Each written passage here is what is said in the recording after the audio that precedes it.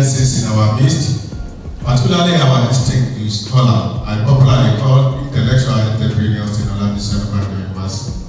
So on this note, I want to welcome you and appreciate your coming to this training. I will not do that without only acknowledging the wonderful gesture from TETFund. We appreciate you. Distinguished ladies and gentlemen, let me conclude by saying that I once again welcome you all to one of the two universities in Nigeria. Can we put our hands together for Olabisi University? Thank you very much. I see somebody saying which two universities. Of course, it's Olabisi University and the others. Thank you. Let me, on that note, welcome the headman of this great university, our very distinguished scholar, a man with very distinguished competitive intelligence and very real emotional intelligence in making sure that Olabisi University becomes, let's say, one of the two best universities in Nigeria now, or the world-class university. Thank you very much. I introduce to you our very distinguished professor of cancer pathology, Professor Olabisi. You know what happened? You know now. To preposition, you know what happens? Thank you very much. Of course, I'm still on course. Yeah. I introduce you Professor Ayodiji Olayinka Johnson Abuola. Thank you very much. Of course, our business teacher will know what two preposition is all about. And range, you know, something has already been clouded in order because of my physical relationship with our very distinguished Deputy Vice Chancellor, who is here to represent our able Vice Chancellor, Professor Onabanjo. Thank you very much. That's the Deputy Vice Chancellor of Olabisi University. You have to come to the high table. Thank you very much to see that gesture of common humility. Thank you very much. We appreciate you. Thank you.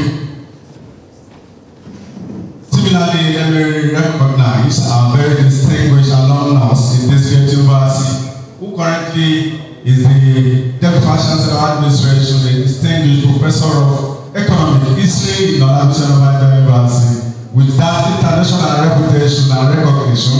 Join me in welcoming very handsome personality, Deputy Vice Chancellor, Professor Ogun State. Thank you very much.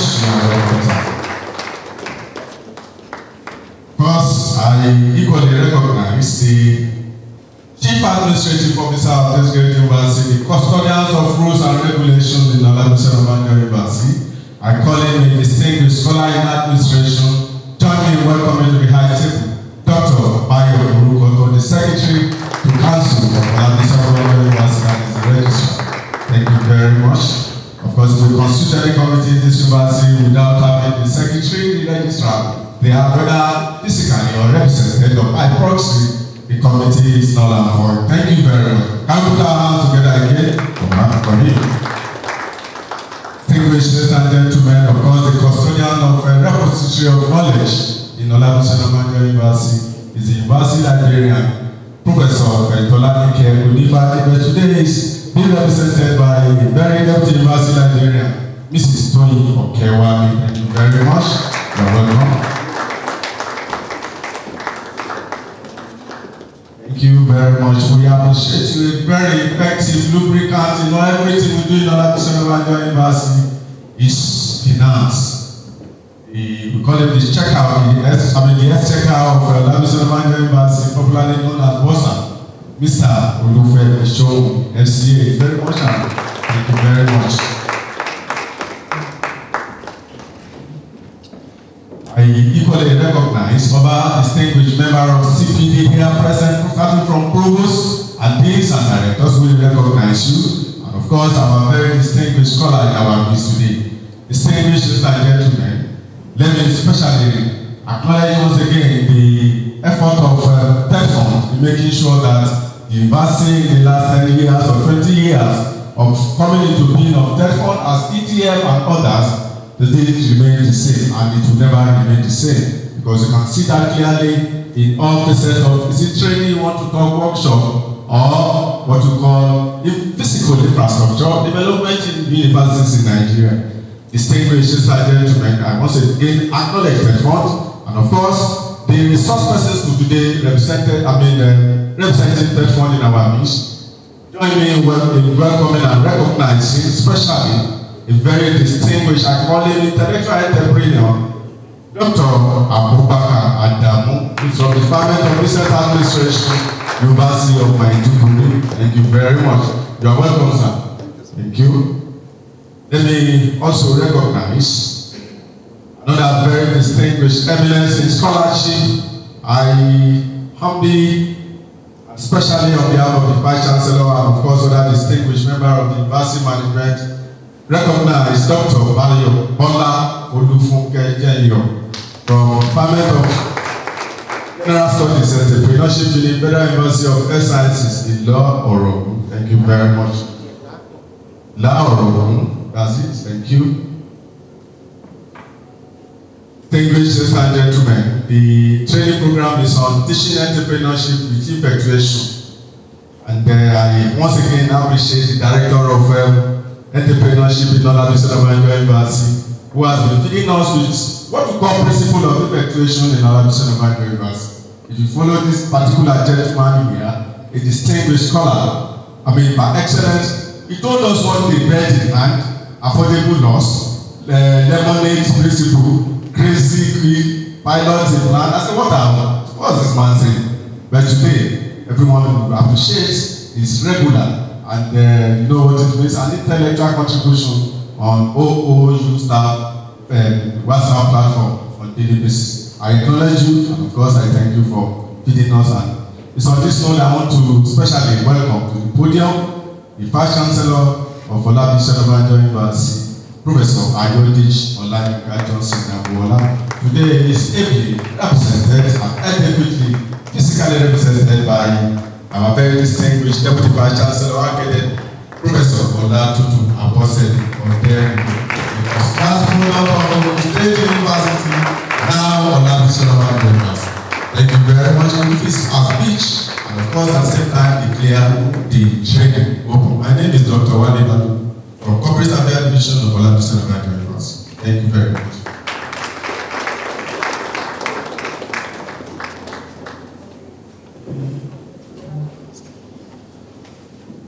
Principal officers of the university,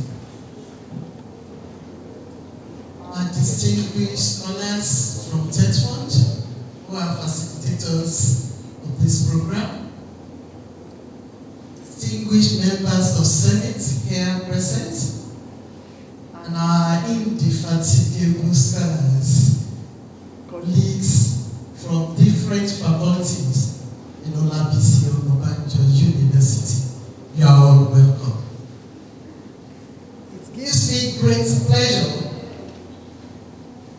on behalf of the Vice Chancellor, Professor Ayodich Olayinka Johnson Abuola, to welcome you all to Olabisi Onabanjo University, Ago-Iwoye, for this important 3-day TETFund-funded capacity building training program on teaching entrepreneurship with effectuation. On behalf of the Governing Council, Senate, management, staff, and students of Olabisi Onabanjo University, I warmly welcome our distinguished resource persons, facilitators, and all participants to this program.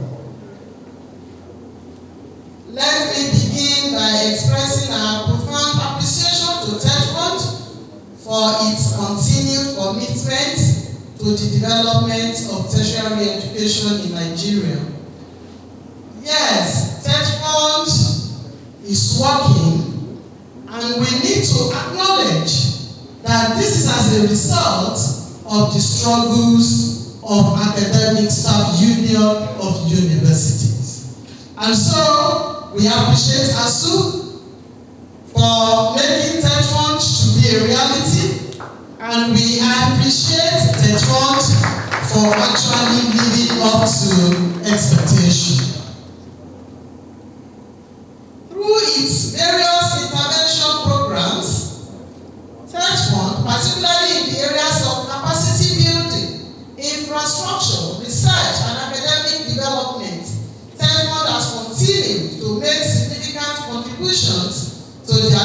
strength of our universities.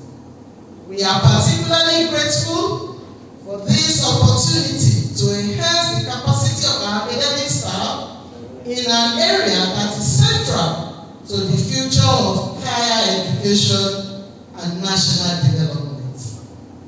This capacity building program, designed to support the effective implementation of the core curriculum and minimum academic standards (CCMAS), particularly in the area of entrepreneurship and employability components, and also to equip academic staff with contemporary pedagogical skills for teaching entrepreneurship using the effectuation approach is highly commendable. The concept of effectuation offers a particularly useful approach to entrepreneurship education. Rather than relying solely on predictions and extensive planning in an uncertain environment, effectuation encourages individuals to begin with the resources, what they already have, what they know, who they know, and their networks, to use this to create opportunities. Thus, it promotes experimentation, flexibility, collaboration, and the capacity to turn uncertainty into possibilities. For a university such as Olabisi Onabanjo University, this approach aligns strongly with our popular mantra, the 3 E's, which encapsulates our commitment to producing graduates who are not only employable but also capable of becoming job creators, innovators, entrepreneurs, and agents of positive change in the society.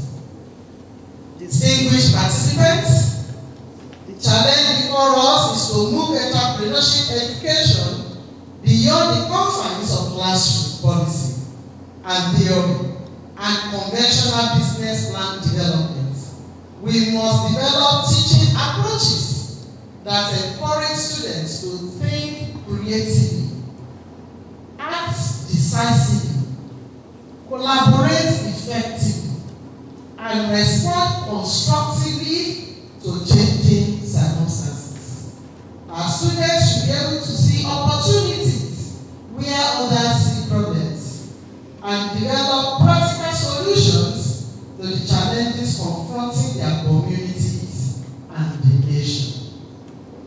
This training, therefore, provides an excellent platform for our academic staff to acquire new pedagogical approaches and practical tools for delivering entrepreneurship education more effectively. I urge all participants to take full advantage of the expertise of our resource persons, engage actively in the sessions, share experiences, and develop ideas that can be adapted to our own institutional context. I also encourage participants to see this program not merely as another training exercise, but as an opportunity to contribute to the transformation of the entrepreneurial mindset of our students. The knowledge and skills acquired should ultimately find expression in our classrooms. Innovation initiatives and student development programs. As a university, we remain committed to strengthening our entrepreneurial ecosystem and creating an enabling environment for innovation, enterprise development, research commercialization, and industry collaboration. We believe strongly that strategic partnerships with organizations such as TETFund are essential to achieving these objectives. Once again, I commend TETFund for organizing this highly relevant program and appreciate the resource persons who are ready to share their knowledge and expertise with us. I equally commend the University TETFund Desk Officer, person of Mr. Oshifeso. I say well done, sir, for all your efforts in ensuring the success of this training. I am confident that at the end of these 3 days, participants will return to their various faculties better equipped to teach entrepreneurship differently, inspire entrepreneurial thinking, and empower our students to create value in an uncertain and rapidly changing world.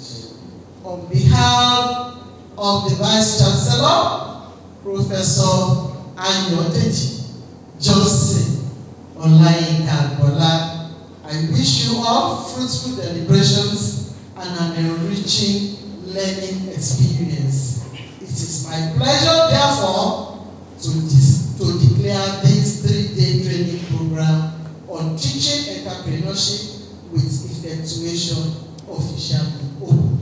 Thank you.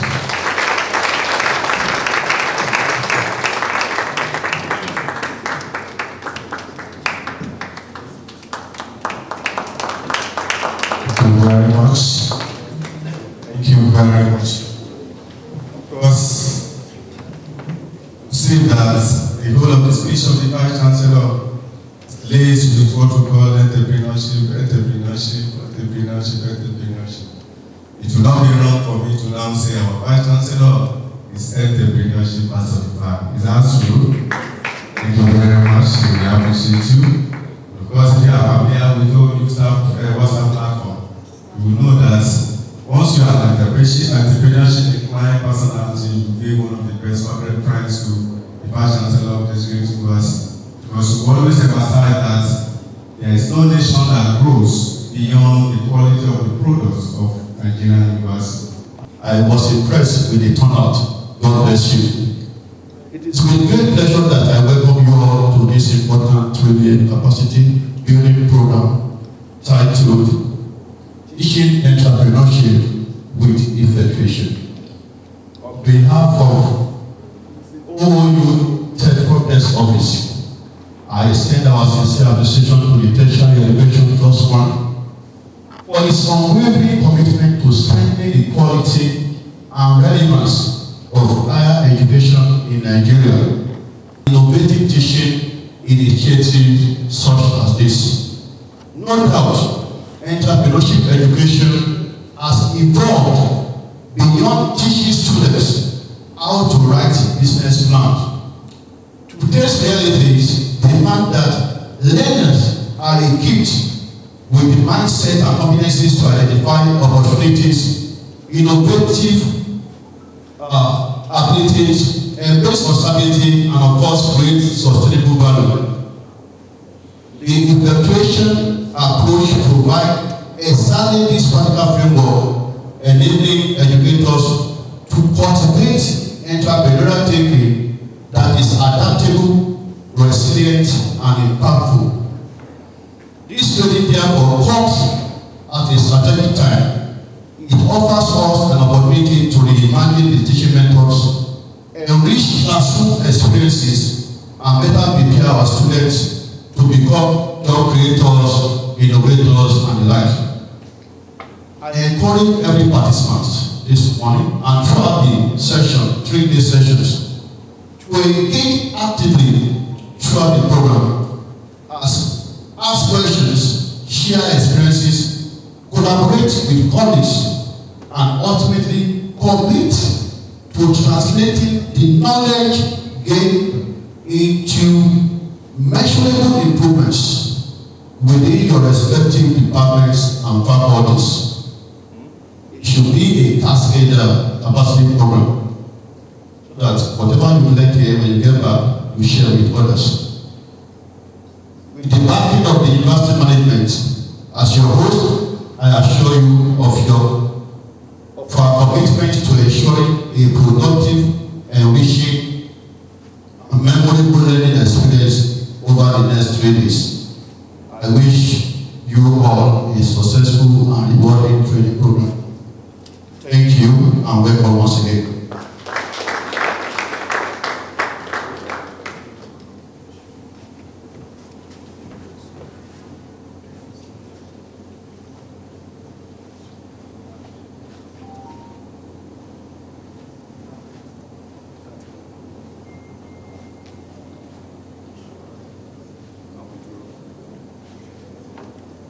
Thank you very much, because that is the voice of the desk officer of TETFund in Olabisi Onabanjo University, Mr. Joseph Oshisami Oshibeson. Thank you very much. We appreciate it. Distinguished ladies and gentlemen, of course, as a former, we are closing the formal opening of the training program on teaching entrepreneurship with Effectuation. So on this note, we want us to put our hands together as we appreciate the distinguished members of University Management in Olabisi Onabanjo University, under the able leadership of our own Vice Chancellor, Professor Ayodeji Olayinka Johnson Agbola. But before that, I quickly recognize our very distinguished Director of Partnership and Linkage. Is very much in our midst, Professor J.S. Ashidi. And of course, thank you very much. We appreciate you. And of course, I can see Mr. Ashidi, I hope you are representing the Dean Faculty of Law, Dr. Badi Akinribadi. Of course, if not, please give my regards to him. We appreciate you. Thank you. We hope our distinguished participants will have to wait immediately.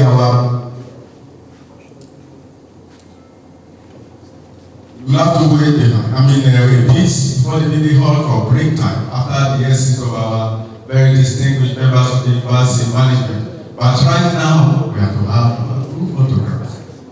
Participants, group photograph with distinguished members of the university management. Thank you and God bless you all.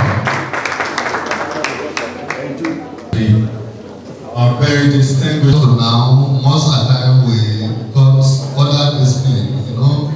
Our universities will say if you are reading Agric or English or any other course, they will ask you to go and take a skill, a different skill, maybe tailoring, maybe fashion, something like that. As if maybe English is not a skill.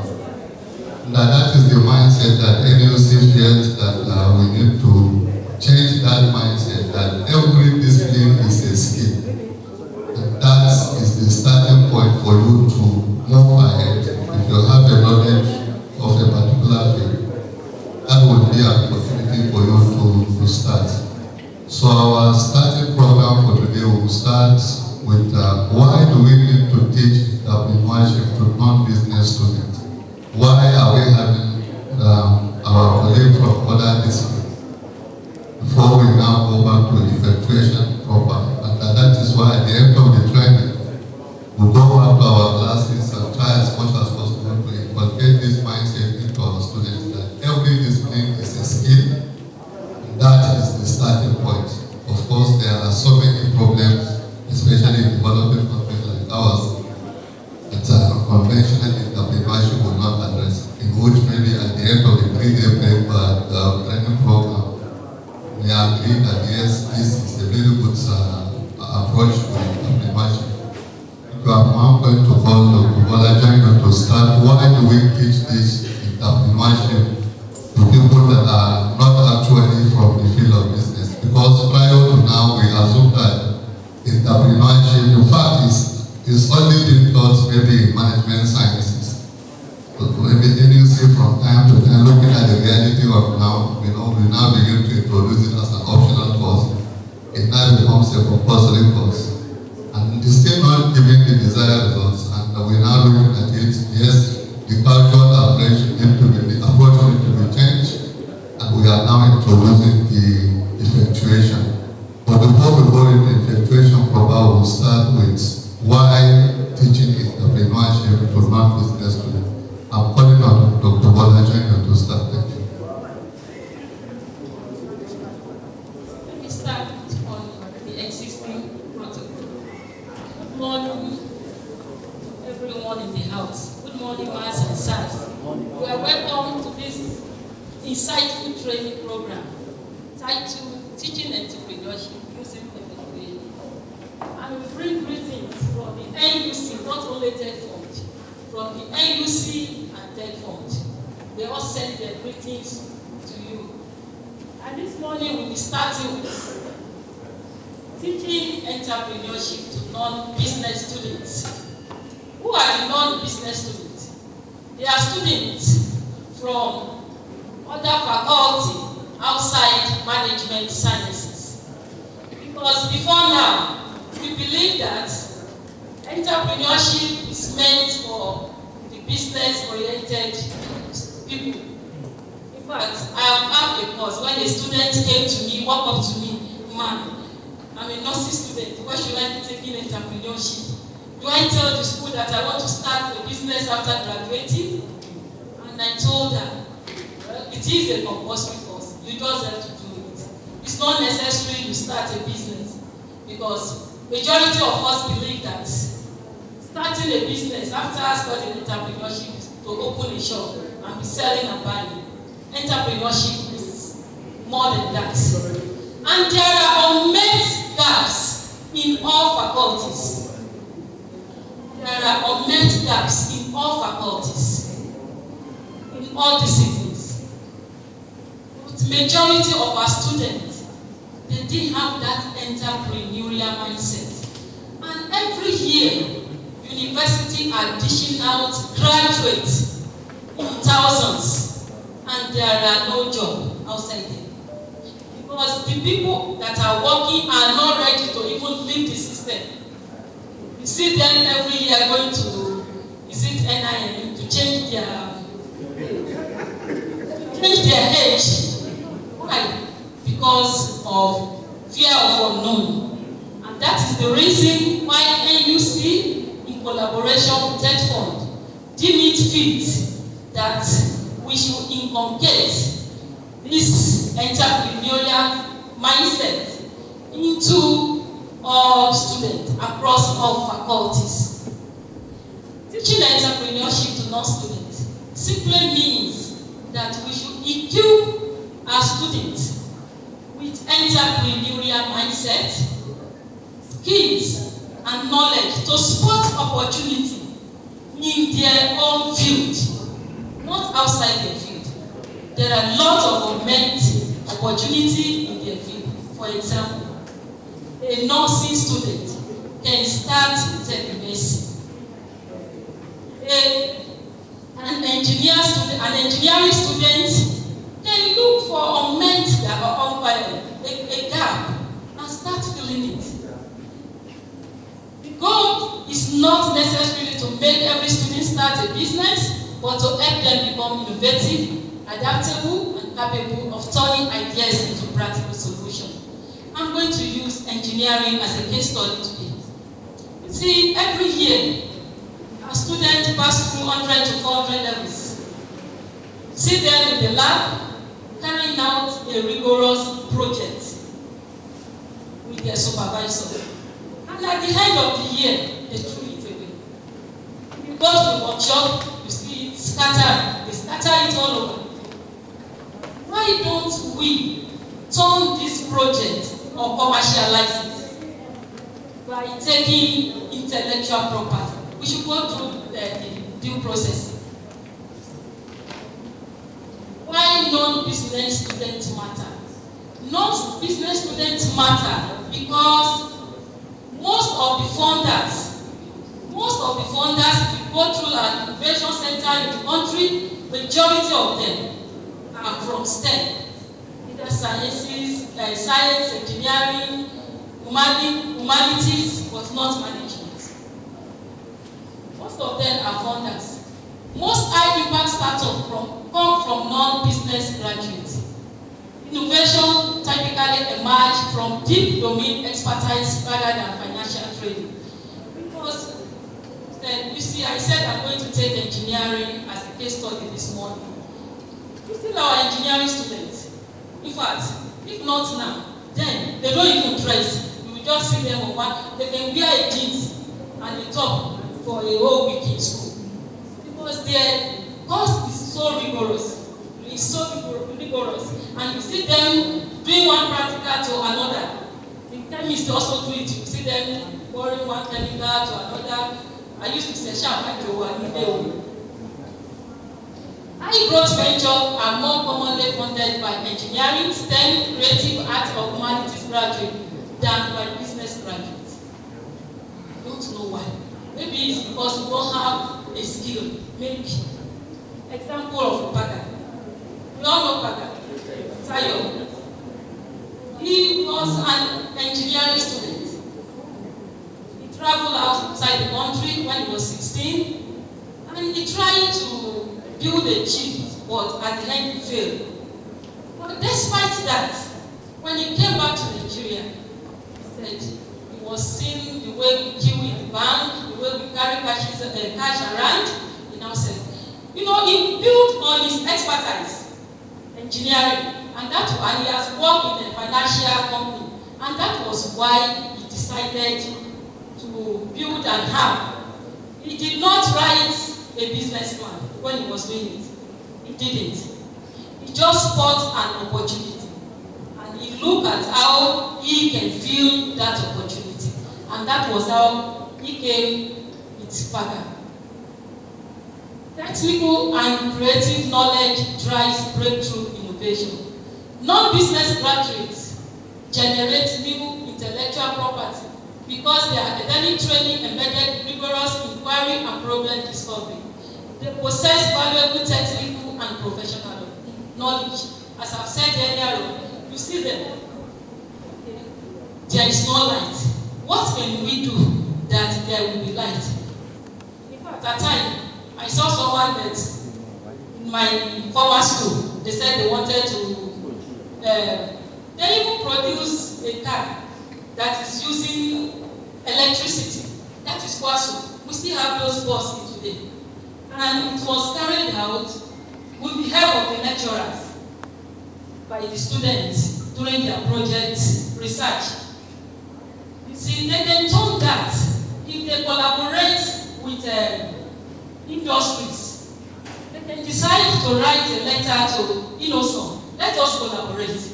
And by the time they collaborate, there is something that will be coming into the school, to the supervisor, and even to the students that carried out this project.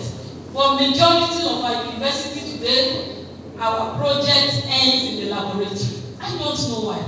And that is why TETFund and NUC came up with this.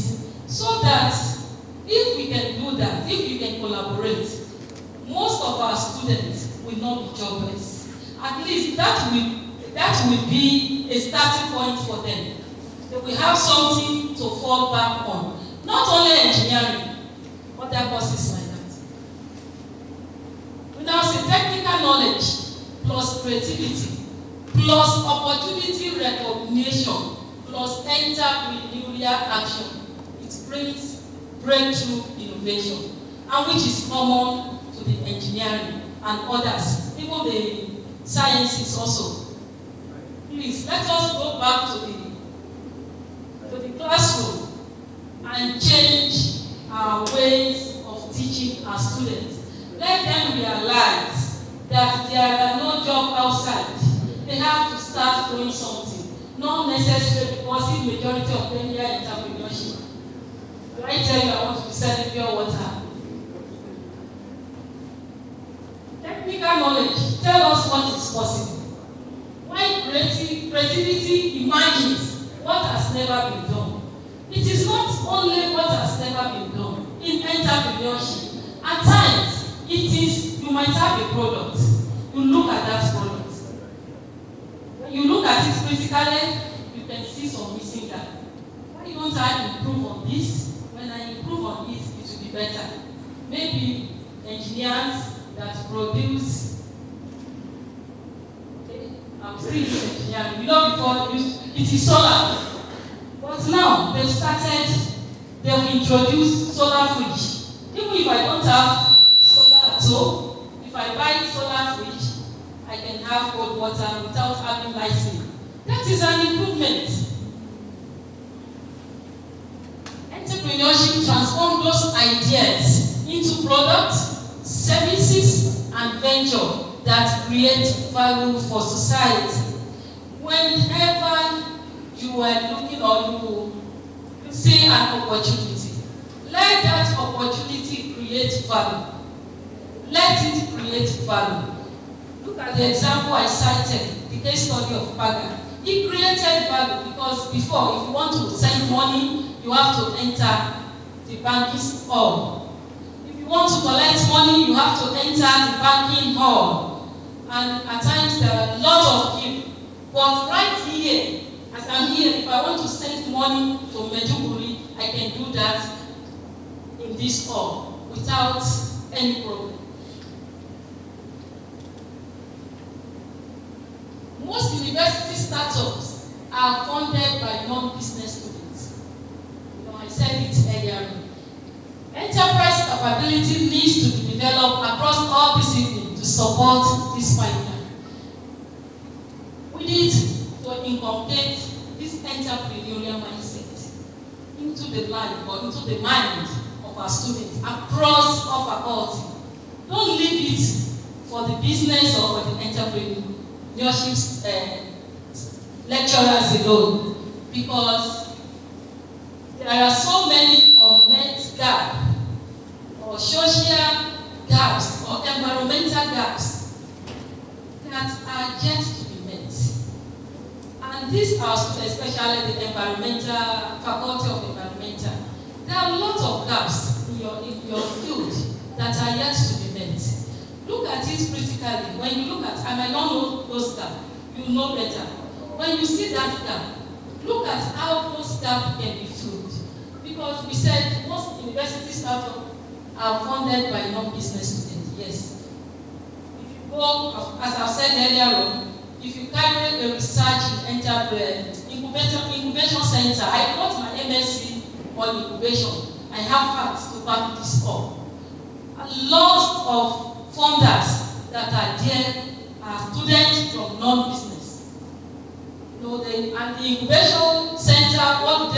They give them space, they mentor them, they nurture them, and if peradventure there are opportunity for loans, they assist them. And at times, whenever there are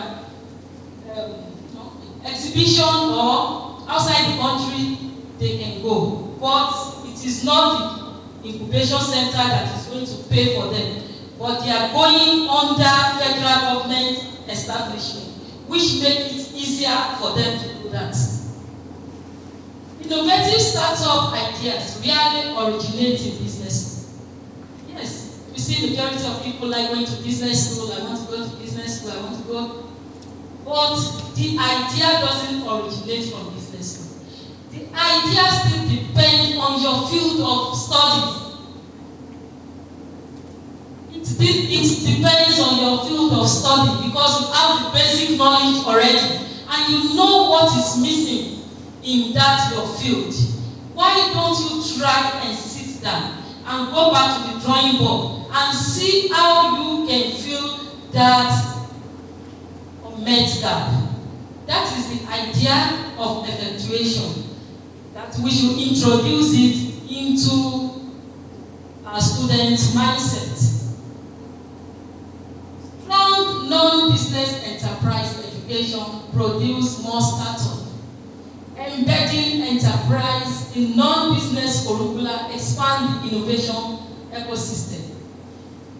Already as an engineering student or engineering department, your curricula, you have a lot of unmet gaps. But when you now introduce this entrepreneurship, effectuation into the curricula, the students will not have that mindset that I don't have money. Who is going to get there? I don't have money to start a business. If you have somebody, what are you doing now? You graduated 5 years ago, and yes, now we should wash it. Why those people inside don't want to go? I have a senior colleague. In fact, maybe 4 months ago, she said, job, NIS office. I was wondering, Dr. Professor, though they denied that motion for years, she was being denied. And she said, I must take this professor before I leave the school. And she has to go and change their date of birth. When they are not ready to leave, how do younger ones come in? And even if the younger ones want to come in, the jobs are not here. We have limited jobs. And again, the school you don't claim. They will just advertise before you know it. Only replacement in our machine. Yes, they will tell you it is replacement that they are doing. Then why don't we inculcate entrepreneurial spirit? Teach them how to, there are some people, even as we're sitting there as lecturers, majority of us don't see opportunities in challenges. There are so many opportunities, but what majority of us sees challenges? Why don't we turn those challenges into opportunity? When I joined them at Federal University of Earth Sciences in Onabanjo, in fact, what I was scouting for was challenges, so that I can turn them into opportunity. How much is the salary? For some are comfortable with that salary. For some of us, we are not comfortable at all. Salary is meant to pay bills. No, let's be sincere to ourselves. It's meant to pay bills. You transport yourself every day to school, come back, pay your children's school fees, pay NEPA bill, and you still write papers. Tell me, we need to augment it with something. Institutions that train engineers, scientists, artists, and social scientists in enterprise consistently create more spin-outs and social venture. When we train all these, our students in this faculty, we produce, what is spin-out? That is startup. We produce more spin-out. We use spin-out for those in university. We produce more spin-out. Because when they are already embedded in that entrepreneurial skills, they won't even want to work for anybody. Non-business graduates drive social and mission-led innovation. Their startup frequently targets social impact, environmental change, and inclusive innovation. Look at Paga. He's an engineer.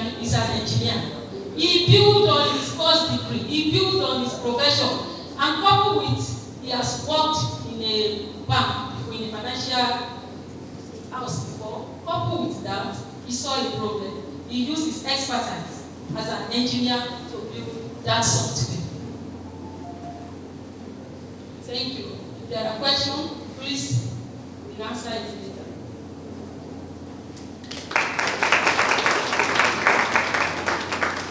Thank you.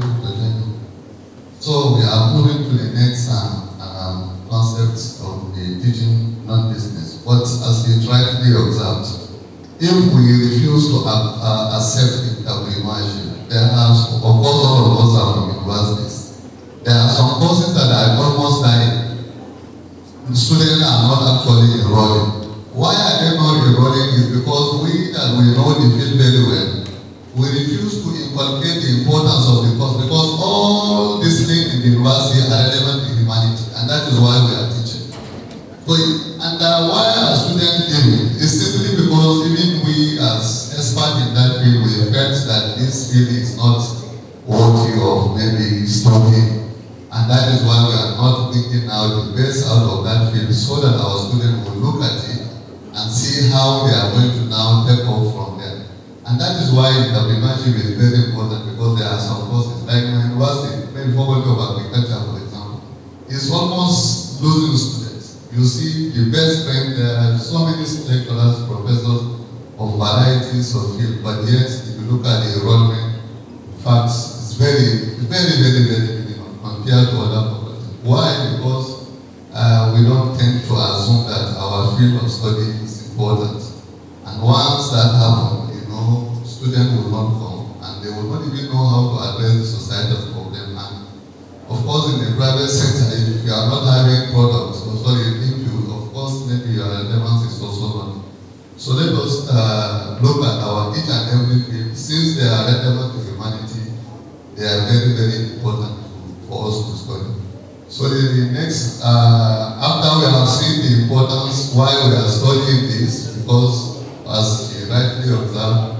most of the breakthroughs that we have today in the world are not actually from people from management sciences, people from science, from arts, from all variety of these things, actually led to these innovations. So the best that we can do in our classroom is to now create this entrepreneurial mindset, that you can use your knowledge to create value.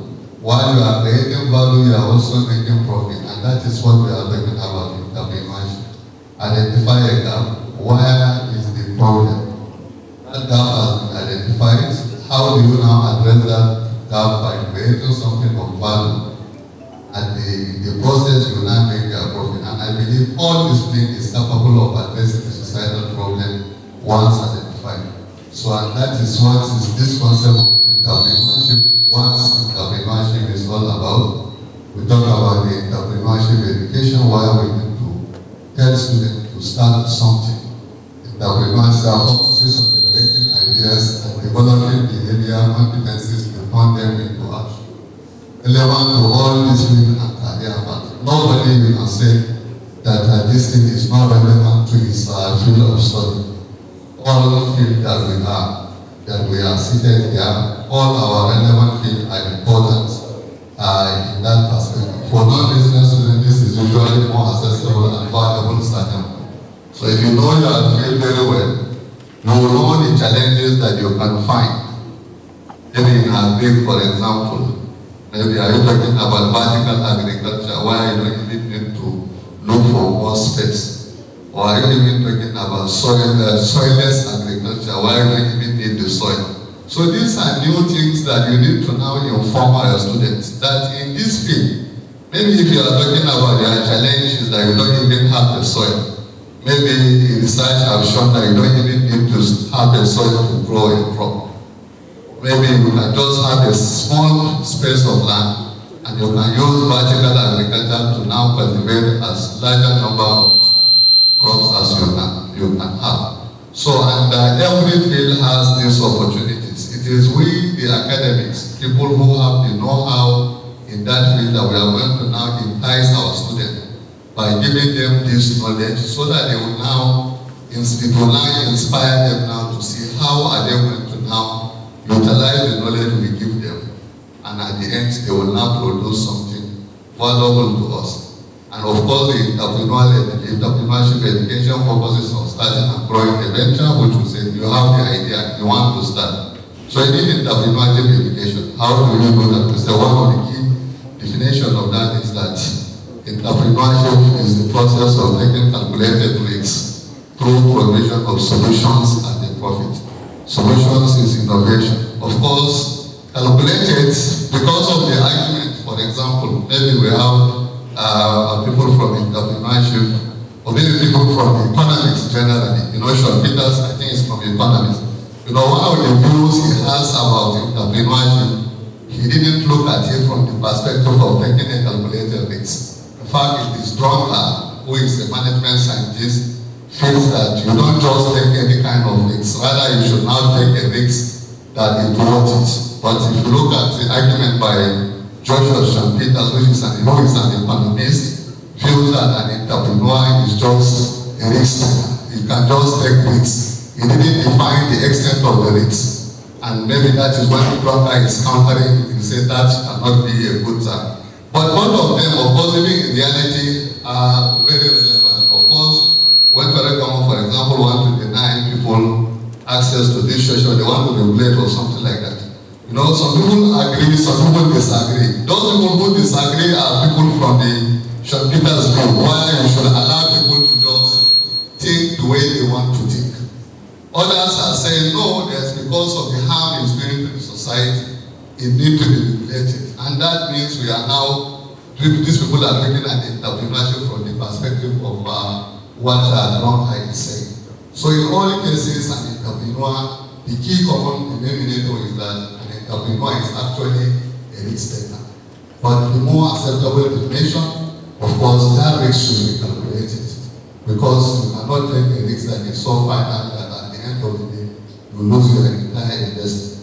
And that is what we are saying. So a good entrepreneur is actually someone who is ready to take risks. But that risk should be calculated. Of course, some people, of course, take more risks. Of course, people in finance will tell you that risks are return and have a positive coefficient. The more risks you take, the more profit you are likely to make. But the key issue, as I said, is that we need to take a risk, and that risk should be calculated. And of course, through provision of solution. Again, even look at the argument by Drogba and Sean Peters too. You know, Sean Peters is saying just introduce something. It may be of value or not, but you are now trying to ingenious to create something, you know, new to the society. But according to Drogba, that should be valuable, something that the society will benefit from. And that is why maybe this definition of entrepreneurship is more acceptable than that of, but one of the key benefits of this is that if you now, because Drogba is saying that entrepreneurship should be taught, which Drogba is of the opinion, and that is stifling innovation. Because when you are now controlling the thinking of the human being, you are technically even telling me how you should think, and that will not propel innovation. And the key definition of entrepreneur is that entrepreneur should be an innovator, somebody who can imagine. But if you are going to train him, then you are also controlling how he thinks, and that is not entrepreneurship. So depending on which side of the divide you want to be, but both of them agree that entrepreneur is a risk taker. Of course, someone say calculated order, and again, provision of solution in which innovation. Both of them agree on this two key definitions. Of course, in all definitions of entrepreneurship, you can find out these two words are always there: risk taking and innovation. And is now doing that at the profit, and that is what Drogba is saying. If you look at the definition by Sean Peters, he emphasizes the concept of profit, even though maybe people in the economists are saying profit is the sole objective of business and so on and so forth. But that is the issue. So in our own classrooms, we have to now inculcate this idea that we have a responsibility. Each and every one of us, as a student, learn something, go back to society, look at what is lacking in the society, introduce something. If you introduce that, in the process, you are likely going to make a profit. And you should tell the student, yes, in the process of introducing something, you are likely going to lose something. Maybe your time could have been wasted, you introduce something, you spend a lot of time, and maybe at the end of the day you produce a new product, and that product is not actually making any error in the market. That is it. So you have to now tell them as part of the processes, and that is what we mean by the entrepreneurial education. So these are things that the entrepreneur need to have, so that they do not go and start, that when you go in fail, you can say, my lecturer that asked me to do, and I look at I've lost the entire investment that I have done.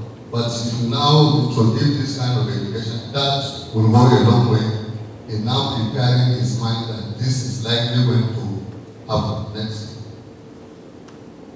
So one entrepreneurship should be taught to non-business students. But for Nigeria, like many other developing countries, faces a persistent unemployment challenge, as Dr. Benjamin said. We have this problem. Virtually, year in, year out, since we are the producers of these graduates, we are churning out substantial number of our young people in the labor market, with young people bearing the largest share of the budget. Youth unemployment remain one of the country's most pressing socio-economic problems, limiting economic growth, increasing poverty, and contributing to societal instability. Of course, all of us we don't need to address this. We know that this is our problem. Larger unemployment, people do not have job to do. That have now led this concept of poverty. More people are being pushed out of the labor market, or maybe they are not even having access to the labor market, and that has now led them to be very poor. And that also contributes to so many societal instability. Of course, insecurity is a common example of this social instability. We all agree. Virtually, maybe relatively the Southwest so to say, peaceful zone in the country. But most of the time you discover that, especially where I come from, when you believe that, of course, everybody's out there, and I'm like, so you see that. Why does that happen? Largely it's because of this unemployment. People are not gainfully employed, and maybe how God created us. You know, not everybody you can just appeal to him based on conscience not to commit crime. You know, psychologists will tell us that people have different features, traits, how they think. So if somebody will appeal to him morally, he may decide to drop the idea of committing crime. Somebody will not, and that is how God created. But the best response is when he is gainfully employed, that mindset of thinking negative might not actually occur to him. So despite the increasing number of graduates produced by tertiary institutions each year, employment opportunities have not kept pace with growing labor force, leaving many young people unemployed or underemployed. That is, either they are not gainfully employed doing something, or maybe they are doing a job that is not commensurable with the skill and knowledge they actually have. And this is the issue. Of course, again, if you look at our population projection towards a country, you know, they will tell you, the people from statistics and demography, they will tell you that by 2050 will be around 450 billion people. That is to tell us that if this population actually is true, going by their projection, maybe the social instability we are facing today is even a challenge. And certainly more people will be unemployed, poverty will continue to increase, and instability will continue to ravage our country. So, and that is why we need to use the knowledge we have, and when we go to effectuation proper, to now start something, to create something of value. And at the end, we now make ourselves employed. So, graduate supply in Nigerian universities, for example, is as facing job creation. Enterprise education or entrepreneurship generally is a structural response, not an elective. So it is a must that we have to teach our students in our classes the concept of entrepreneurship. And the starting point of doing that is this training where we have access to larger number of students. Of course, all of us have students to teach. Of course, if we now take this message to them, it is possible that that mindset will change. So we need the best approach to handling this growing unemployment and looking at the population growth projection. The best response to do to address that problem is to have entrepreneurship education. So in other words, entrepreneurship education is actually not an elective. It's not a choice, rather it is a must. So why entrepreneurship should be taught? Key benefits. One, of course, we have highlighted that. We said to address graduate unemployment. That is being explained. Number two, we talk about enhanced employability. Okay, one of the things, of course, if we listen to this man, the founder of Moneypot, I think he's complaining that Nigerians are not employable. I think that maybe it's in social media, so many people are causing him that he's this, he's that. But the truth of the matter, he said he's competing. He's competing with a global brand. So he needs people that are going to now have the entrepreneurial mindset that they can now compete with others, because his major challenger is Obe. You know Obe owned by Chinese. And you know how their business model works. So he said you cannot just employ people based on emotion simply because you are a Nigerian, so he has to just employ a Nigerian. He is in business, he has to protect his investment. And why are we not employable? Because the curriculum or the manner in which we teach our students, we only teach them the technical knowledge of our course, and we just go. We don't know that our course also has the component of entrepreneurship. An employer of labor, especially in the private sector, I want from you, maybe during the interview panel, after understanding the technical aspect of the job, what are you now going to use, maybe the knowledge you have, how are you going to now project his product in the market? And that is an aspect of entrepreneurship. How do you now identify societal problem or the gap in the society? Not for you to sit in the office to be an armchair, maybe employee while just waiting for the report to act on it. No, what are you doing to now stand in value? So that you are now going to now add value, maybe during meetings or whatsoever that you are reviewing. You are now bringing in issues that will improve the organization. Maybe I have seen one or two problems while maybe complaint that I have received, maybe online or whatsoever. The team will need to improve on that. And that is entrepreneurship, because you are identifying a gap. And that is what employers want to see. And that is why the founder of Money Point was complaining. Even though Nigerians, we are mostly emotional with issues. So we tend to now look at him as if he's not patriotic enough. But for people from my field, management in general, will agree that if business will have the first loser is the investor, right? Because he loses his money, and that is, he cannot accept that on the basis of emotion. So one of the key benefits is that if we have embedded in our own curriculum or in our own teaching to our students this concept of entrepreneurship, it will enhance our students' employability in the labor market, because employers are not only interested about the technical knowledge of their field or discipline, but they also expect you to have that entrepreneurial knowledge so that they can act and improve their organization. Of course, another one we say is the correct problem solving on societal issues. Once you have that, you tell the student, if you do that, the problem you see in the society, that can be solved through your knowledge. You will now discover maybe in your community they have this a lot of trash. Maybe you can tell them that yes, this is how you do recycling, for example. Or maybe you have a problem in your community, and that societal problem is that you have a problem and government do not listen to you more often. And somebody who now read maybe mass talk or journalism, I think it's not how to write well, right? Reporting and writing everything, the best way people can listen. So that is entrepreneurship. So the man will now say, okay, no problem. Since this is the problem we are facing the community, let me now use the knowledge of mass combo, journalism or whatsoever, or media space. Let me use that one to project our own problem. You will sit down, you will now take write, seek opinions of how this reporter does it. And you will now maybe send it either social media or any media houses that are able to. And before you know, government will now respond to that. On account of what? On account of his own knowledge of journalism, and that is entrepreneurship. Through that, societal problem has also been solved.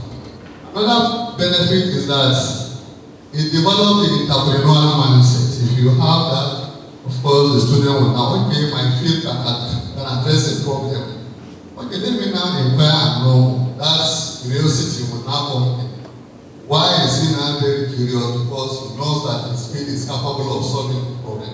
And if he now agrees in that, that is entrepreneurial mindset, because he's thinking of solving a problem. And solving a problem is simply defined as entrepreneurship. Of course, we say that innovation is a key definition of an entrepreneurship. From all people that are actually looking at entrepreneurship. In fact, even the two divine, led by Sean Peters and that of Drunker, whichever field you find yourself, you have to agree that the key component of defining entrepreneurship, it must also include innovation. Next slide.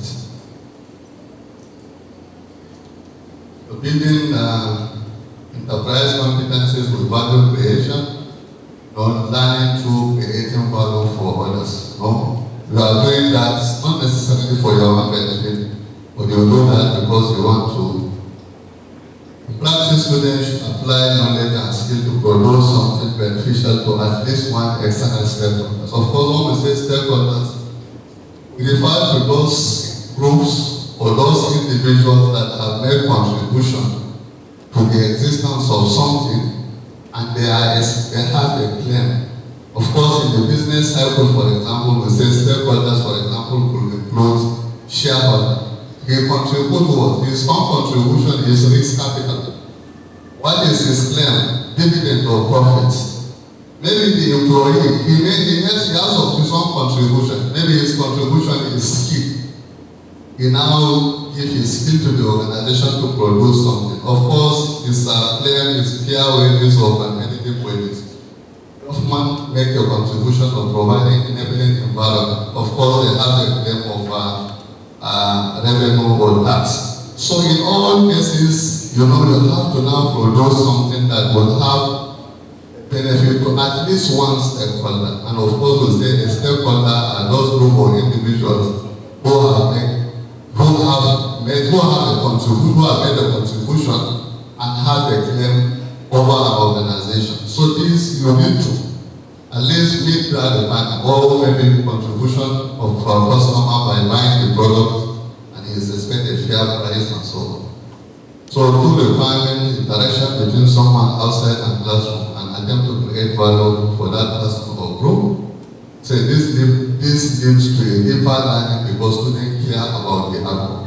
So if you now tell him that yes, by learning this your course, this very skill that you are studying is capable of solving a problem, is going to benefit one stakeholder at least, so that will now make him to have a deeper understanding of how his field is interrelating with others' field of the society. Of course, the mindset of the student is looking at outcome, not necessarily input. Next. So again, with the exception of business, maybe if you didn't see I feel that it's just an oversight. But maybe we omitted business because the assumption, especially from our people in sciences generally, when you say entrepreneurship, thank you. So maybe if you didn't see business and others, it's deliberate. But other fields, maybe just an oversight or time constraint or space problem. So you can see that somebody who has read medicine and in a private hospital, telemedicine, so many engineering, of course, okay. And again, maybe some people in engineering, sometimes they will look at that, we look at them from the perspective of innovation because of product development, for example, or maybe technology startup, agri-business, we talk about agri-business, agri-processing, agricultural consultancy, while we try to talk to people about different new breakthrough in agriculture. Why you don't even need to own a land, you need to have a soil, for example. In deeper aspect, they will tell you that it's possible for you to do that. Maybe legal consultancy, education, you see people going for private school, for example, online learning in arts. People in music that they are doing very well. Of course, how do you now use music? When people want to listen, maybe what you are going to say, is it actually solving a problem? Society has a problem, maybe of drugs addiction. So how are you using the music to address that? Once it actually addresses the problem, people will listen. And of course, these days, the more people listen to you, the more you earn income. So maybe environmental science, we talk about recycling, maybe in terms of pharmacy, we talk about that, community pharmacy, maybe nursing. So there are other fields that are missing here, maybe like journalism. Of course, we have said that you can be a freelancer, for example. You don't need to be employed by maybe channels or NTA. You can just sit down, okay, I have the knowledge. I know how to write a good report. I know how to edit a video. I know how to do it.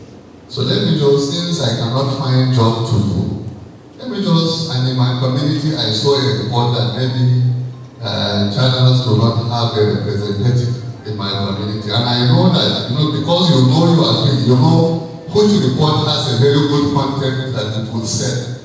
They don't have someone, and you are in that community. So it is easier for you to sit down, take the necessary pictures, buy the very good report, and you say that this thing is for sale. And of course, they too also now rely on content that people want to listen or watch.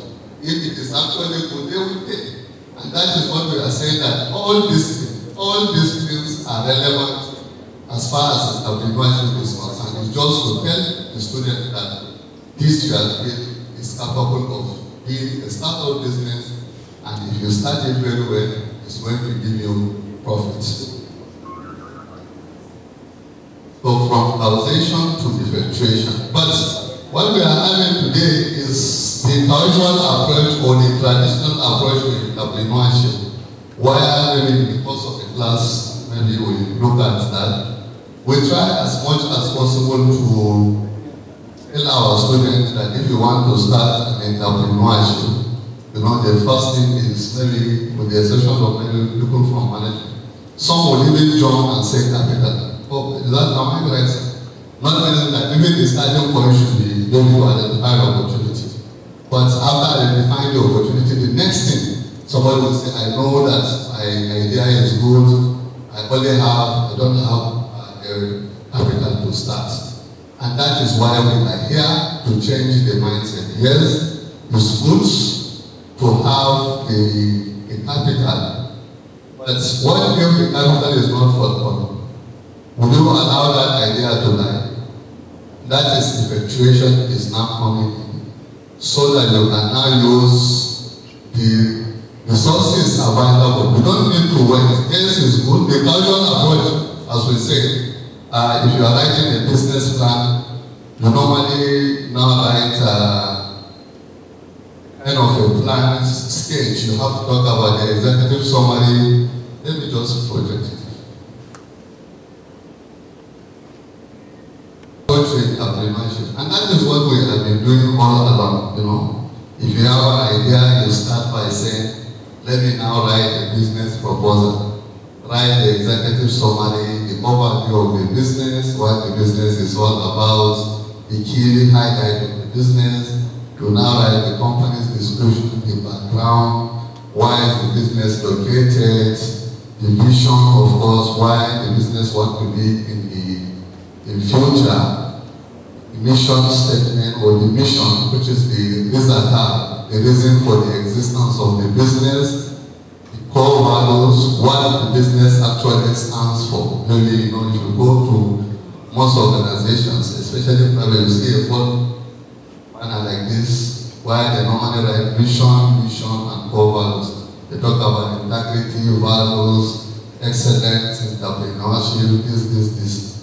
So this is what we normally do. In our normal entrepreneurship, we don't like the legal structure, the market analysis, industry overview, who are our target market, who are our competitors, who are the leaders, the industry leaders, and can we match them? You have to write in your normal approach to entrepreneurship, especially if you are looking for funding, maybe with CBN or Bank of Industry, or joining the Blue Foundation, or any other funding agency or grant agency that are giving grants.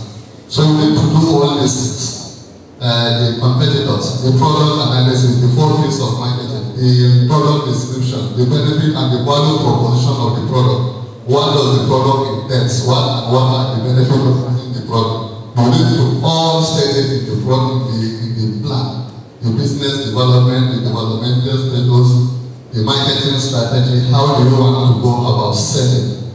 Are you using promotion? Are you going to use Ampere and so on?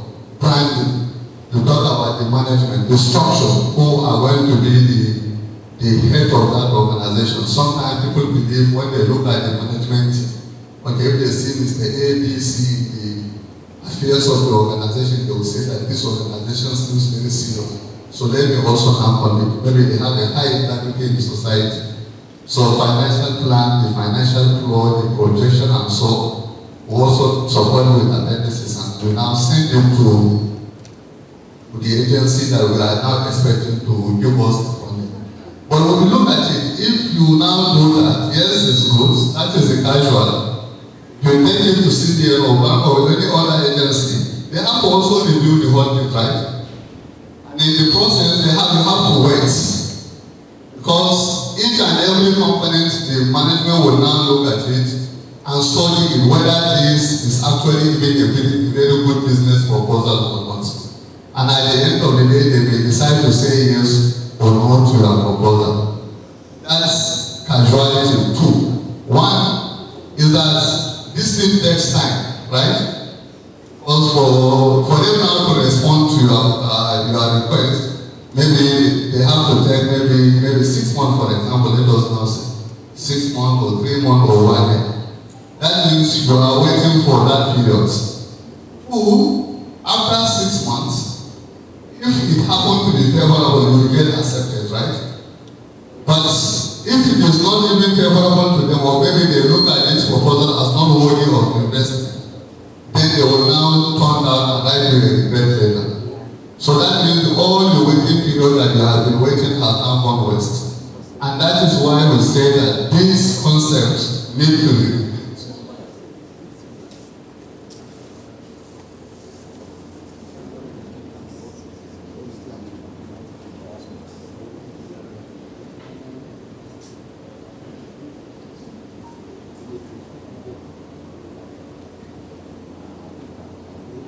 That is why we need to move from this causation to effectuation, because the effectuation approach doesn't need you to wait a lot of time. Yes, you have the idea, you have 2,000 in your pocket. Effectuation is saying start. Put together. But if it is causation, it means that you have to wait. Maybe you are just requiring 100,000 naira as a plan to start the business. And of course, you have to wait. It's a probability of accept or reject. Even if it happens to be accept, you have to wait. And while waiting, others are actually in the market operating. Maybe that time that you initiate the idea is the patent period, is the patent period of the business. So when you now receive the grant, the business will no longer entitle. So you can see that you cannot still succeed. So that is why if you have 2,000 or 10,000, but you need 100,000, then the best way for you now is for you now to start. That is what effectuation is saying. Or maybe you don't even have money, but you have a skill. You study English, for example, or admin, or journalism, or any other field. So you can start with that. Maybe when Dr. Daniel is talking about the back in hand, you will see what you have that we don't know that we have things with us. We are just thinking that business is all about starting with capital. But by the time we did the budget and principle, we will get to understand that there is what we have at our disposal beyond lighting funding. So that is why we say that we have to move from this traditional way of looking at it. It's not that it's bad, it's a very good approach, so that we shouldn't misconceive that one. You can have, but what this one is saying, while you are making a proposal, you are waiting, please start. If the funding now come midway, all you need to do is for you now to invest back to the business and prosper further. So this call for paradigm shift of teaching entrepreneurship through effectuation. Thank you.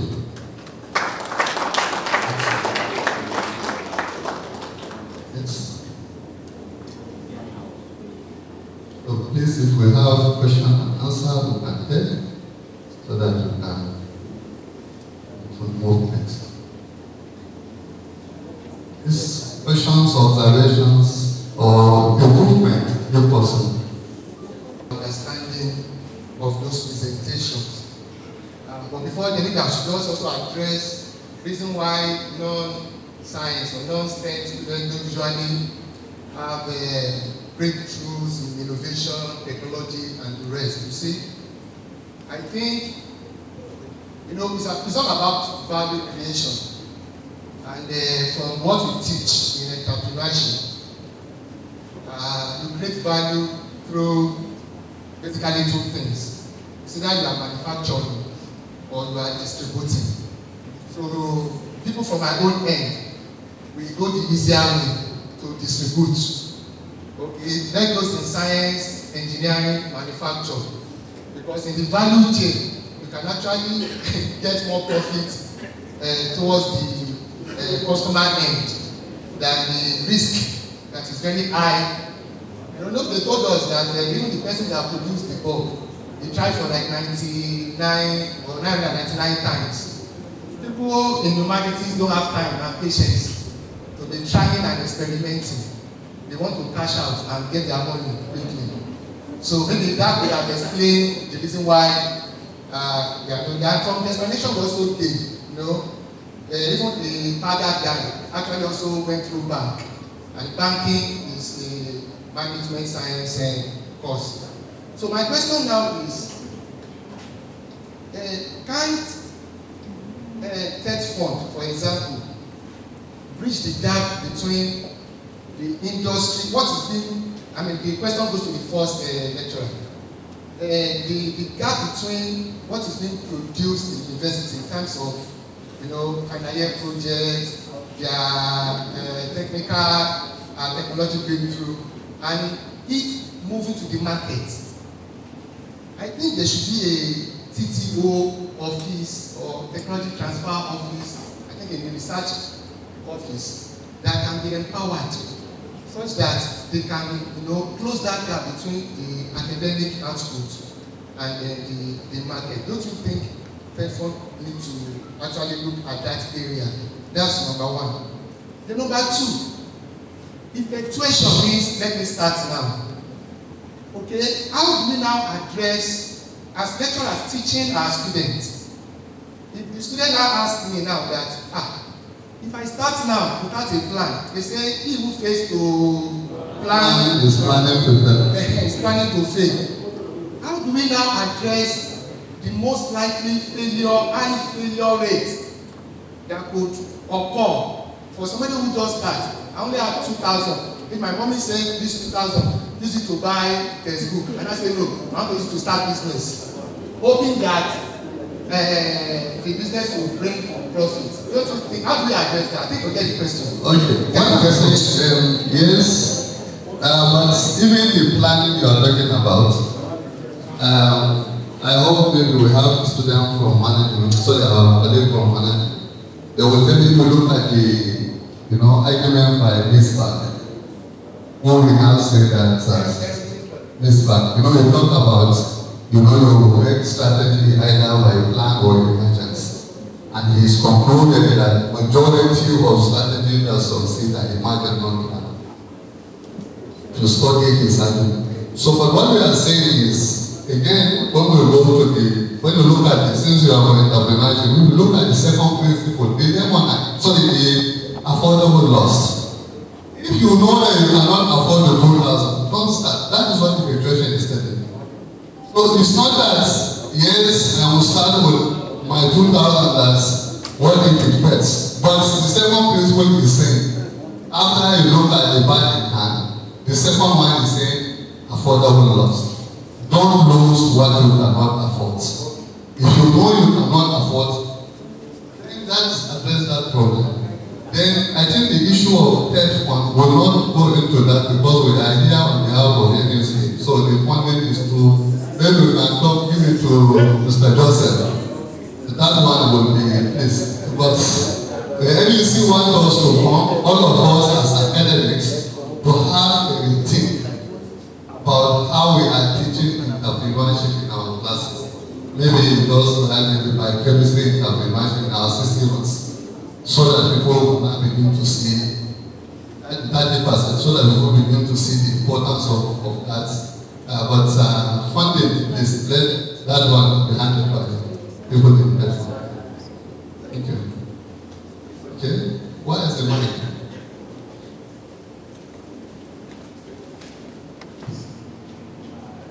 Especially with respect to entrepreneurship, development, which is very key, is that of the attitude. Attitude of the recipients and even attitude of the givers. When I say givers now, I mean people that are teaching and also the people that are receiving. There is a serious issue about attitude that we can see, especially this system that surrounds us, what students are looking at, what students are seeing outside there. You begin to hear all manners of things that who's school head. Understand? How do I, make it for me to sit down in school, and then you want me to make something out of it. Secondly, you also hear from about the paradigm shift from developing countries. Like people now are de-emphasizing what is to be done in class, and they are shifting attention to things like this, hands-on activities, what people can learn. So when you now bring these two together, see the area of entrepreneurship, curriculum development, we have to come in so that we look at the possibility of shifting from the emphasis that is placed on theories. Then we now shift on to things that people can really lay their hands upon. I think last week when I saw a kind of a policy of government concerning agricultural development, teaching of agriculture, they said I think it's now they are pushing for 80% practical orientation and 20% theory in class. I said yes, this is what we are talking about. Perhaps by the time we now begin to emphasize all these hands-on activities, entrepreneurial activities, and we de-emphasize theories, then we will be able to get more. The mind of people shifted towards this entrepreneurial something, and then students will now begin to know that okay, it is not about going to school for the sake of going to school, but you are actually coming to school and then you are able to learn something that you can do that will be able to drive development in society and will help the society at it. And that is one of the reasons why the university here is, I think the university is really trying a lot of activities here that we are seeing, helping students to know that it is not only what you can do in class, but even that you can want to do in class, there are still some other things you can do that will help you. Who knows? It may even be, definitely it is going to be that aspect of entrepreneurship that will bail us out of this poverty cycle and all these things, as we live in university environment. So that is just my comment. Thank you very much. Thank you. But it's a little good point, but NUC too have observed a problem. And the problem is this. Going by this another year have ended. In the next 10 years, certain faculties will be closed.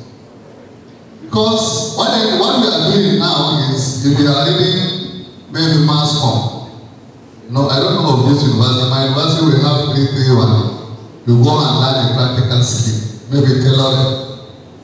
Even from the curriculum, they are telling you that what you are studying, this practical is more important than what you are learning.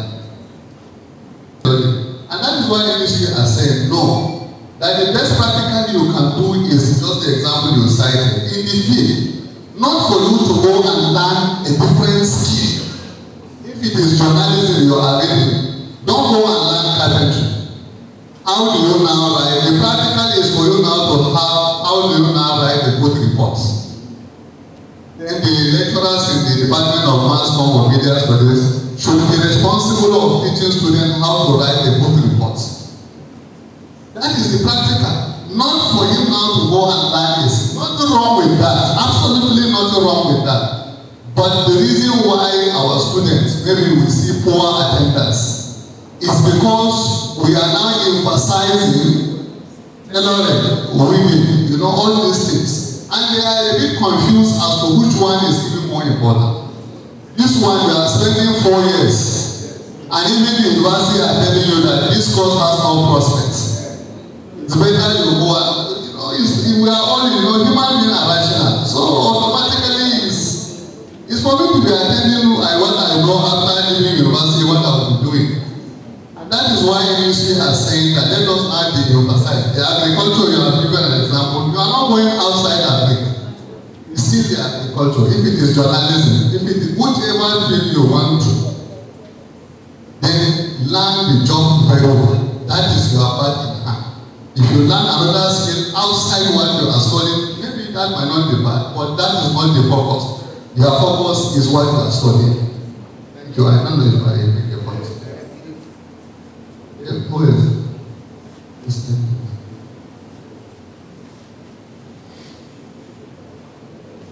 very much for your presentation. Quite insightful, as you see.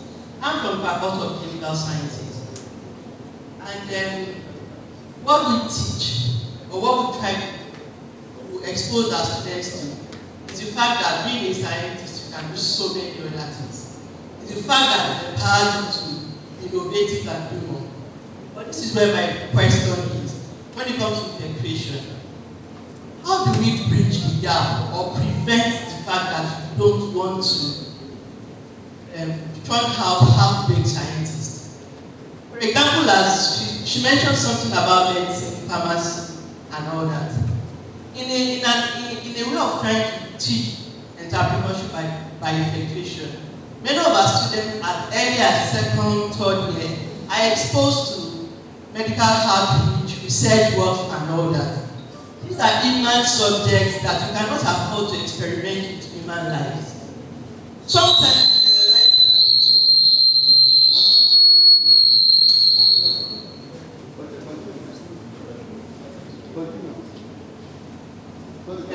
okay, so what I mean, where I'm going to that, where do you draw the difference? Making sure that you do not unnecessarily expose them, like you said, they are seeing the lucrative part of the work, and then forget the nitty-gritty of what builds them to be that which you want them to be. For example, you have a medical student that is very interested in community outreach. They see an easy way how to join private practice, to join technical hubs, and they lose focus in clinical skills that actually make them that which they have come to teach in the school, and which they have come to become the core competency of the degree you are giving them. Bearing in mind that you already assume that this is going to expose us to so many things. So one, how do we make sure that we do not turn out half-baked scientists, and at the same time, how do you make sure that they get interested? Another point that I'm coming to is this: charity begins from home. If as lecturers, like you said, it is what you showcase to them that brings them, that makes them to see the attitude and the advantages in what they are teaching. If, for example, as lecturers, you are not empowered enough to be able to showcase the effectuation of what you are teaching to these students. Even in clinical sciences, you realize that some people feel that, oh, this set of lecturers are better than this set of lecturers, just because of probably attitude and what they see, the kind of life they live. For example, in research work, as lecturers, you are inculcating, you are teaching your students to be experts, to be researchers and all that, but they are not seeing the business of research. They just see themselves as being used. How do you want to bridge that gap? By teaching them with your own attitude and life. Thank you. I hope you got it too. Okay, let me try if I couldn't. But what I'm saying is, I don't know, medical outreach, is it not part of medical curriculum? So what I'm saying is, somebody may decide to have MBBS and his own purpose is community medicine. That is effectuation. Because what we are trying to say is that, and that is what we are trying to emphasize, if we actually teaches the course we ought to, bringing out the best of our own curriculum or syllabus to the students, relating what we are learning or what we are teaching them with what society needs, they will not be thinking about learning another skill, because they will have, that is the entrepreneurial mindset. They will now conclude that yes, even this field I am studying can sustain me. So that's having a kind of division in terms of which one should I go. If you actually look at that will not suffice it, because you have taught to the students that this field is important. And I believe before you graduate, you must have passed all the prescribed courses. It's not a matter of if you might want to go for medical outreach, you must have passed the prescribed courses for him to do that. So the key argument is that we need to change the mindset, use our own skill, and the skill we have is medical, maybe the medical field, medicine. There are abundant opportunities in that, and somebody may decide to say that I want to become a medical outreach person. And that is okay as far as what they are saying. Because somebody like me now, I cannot talk about medical outreach, even explain how to prevent malaria. Why? Because that is not my field. You know, in management, they say that you cannot manage what you don't have. So if you are not technical in that field, you cannot manage the field. So it is actually in order for somebody to, but I don't get the second question you answered. The first question, absolutely people can choose which line they want to choose. Just teach them what they're supposed to, what they ought to have known in that field. Try to now expose them with the challenges, because entrepreneurs, the director will say that entrepreneurs is all about challenges. Once you are addressing the challenges, you are an entrepreneur. Maybe the second question, if you can. I don't get it.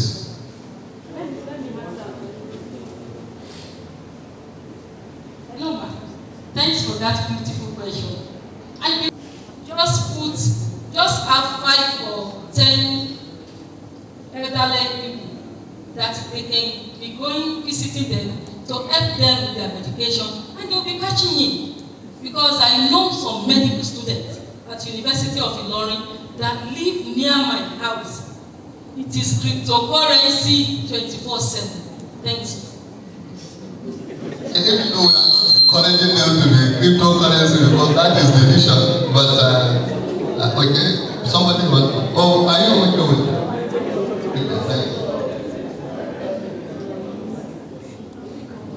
Yes, sir. Thank you, sir. Now, Madam mentioned something, I'm still coming back into that, because I'm coming from Faculty of Law. And when you mention cryptocurrency to a lawyer, it's a whole lot of things that are hidden or tucked away under obtaining by competence. Now, sir, must we, most of the time, set up a committee to kill a snake? Why don't we kill the snake instead of setting a committee? Now, for most of us that are sitting here, most of us don't know what we are going to do when we retire from this place. As of today, we are not thinking about it. And so, I don't want to say that it's a foregone thing for us. Whoever wants to open a shop, after leaving this place, we decide. Or go into fishing or something. May it not be too late for us. Now, assuming, but not conceding that it's late for us, our focus should be on the students. If it's late for us. Assuming but not conceding. Assuming but not conceding that it's late for us. Back in the faculty, I asked some of my guys, what do you want to do? He said, law is my life. I cannot do anything outside this law. And it's like that for some of us. I've seen some of my teachers in secondary school afterwards opening shop. We know what they said. Shop, I'll go and open a shop. I'll sell plastic. I'll do this. That is what we are likely to end up doing. In another 10-15 years, you know that I'm talking the right thing. So let's focus our attention on the students. As per students, sir, in the last 2 weeks, you know a boy called Pella.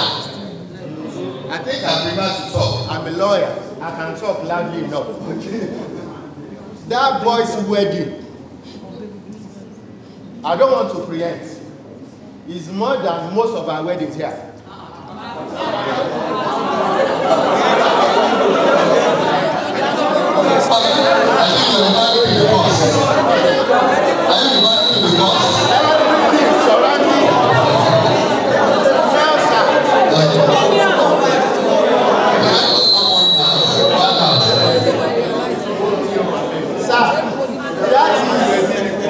That is a boy.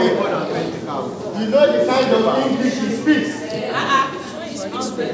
At the outset of his on-air program, he's somebody that once I just move to the next page, because I don't want to listen to him.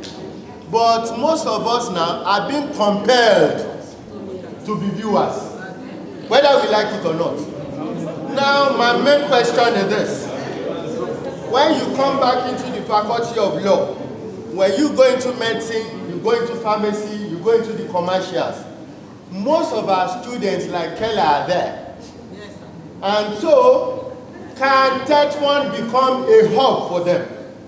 So that they always claim to Olabisi and Onabanjo that they started out. It was TETFund that gave them that platform. We need a hub. We are just going in circles. Okay, teach them this, teach them that. Some of them came out when, after being called to bar, they were in showbiz. And it's when somebody parked beside you with a G-Wagon, you don't even recognize. Say, Mr. Ali, how are you? You can't recognize the face again. And of course, with this, what this madam said the other time, it's as if it's even better. On the other side, they are not just speaking English without any platform. Let us look into that platform again, sir. But the issue about voluntary audition that you have said, we are here not to encourage you to go outside your discipline. It is the effectuation we are talking about. Don't, because the mindset now we have is that if you didn't leave your discipline, you cannot excel. And that is not true. What effectuation is saying is that even if you don't have 1,000 naira, you are a low graduate. Maybe you are born to bar. It is your back in hand. You have something to start. So please, this issue about taking a different job altogether, that is not what we are here for. What we are here is to encourage us, we the academics first, and our students, that there are abundance of opportunities in the field we are studying. Let us now use the knowledge we earn during our course of study to start something with it. If you decide to do other things, maybe side hustle if you want to put it, no problem with that. But don't downplay the relevance of your course as if this your field of study is not capable enough of matching any other field. All these things being taught in the university are relevant to humanity, and that is why university are teaching people to learn. So that is why we are here. So when you are talking whether you are left, in fact, we are not even here to teach you how to do other business apart from use the back in hand is your discipline. I hope maybe that answers the question.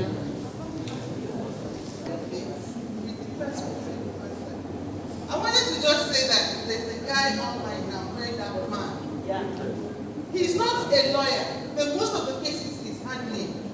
That guy is touching money on a very high level. So there's something that lawyers can do. Actually, there's a lot of need out there. You just find it. Okay, the question I want to ask is about one of the things I'm taking away from this lecture this morning is that effectuation has to do with starting with what you have.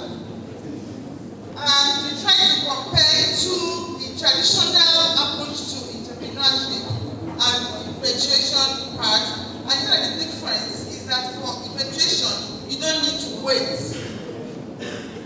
Now my problem, that is my problem. Because so many things that we do, not everything, there's still things that we can do without money. But a lot of the things, I'm a pharmacist, I teach pharmacy students. There are so many things that when I go to class, I try to raise my students' imagination on a norm, even before now. I try to teach them to take a lot of things that charlatans are doing outside. That's something to be the core, exclusive preserve of even pharmacists. But people are doing traditional healers. People who are nobody are picking heads are making money from it, a lot of things. Now the problem is, you have a herb in your backyard that you know yields something. To turn it into medicine that would help the community. It's a lot of cash. So you don't have money and you want to start. How do you do that? We are coming to that, okay? But in entrepreneurship, especially during research or projects, we have to change our way of possibly choosing topics or titles or work for research to a way that something that can transform entrepreneurship. Let me give an instance. Let's say a medical microbiology students now working on maybe leaves or herbs that can treat fungal infections, bacterial infections. Since we know currently we have a lot of antimicrobial resistance and so on. You can that person comes to the conclusion on his work that so herbs can treat some of this bacteria or this fungal and transform it to a way of possibly making it like a tablet or something. It might require some, but I believe that somebody has a very good work and can prove it and invites maybe drug companies or some collaborations or collaborators to join. It's going to way in helping the student, the lecturer, even the society and the long run. Therefore, when we are choosing topics of research for students, we should just go for something that can easily be done or something. Let's look for something that can transform the society. Even by definition, any research that cannot really help society is not a research. Yes. So that we should have that kind of mindset that research is not just research, but research should be able to transform society in a way that can better. And if you continue to have this mindset, I'm very sure or later, we start doing a lot of things that innovations and things that can better our society. Thank you very much. I feel what our facilitator is trying to push on.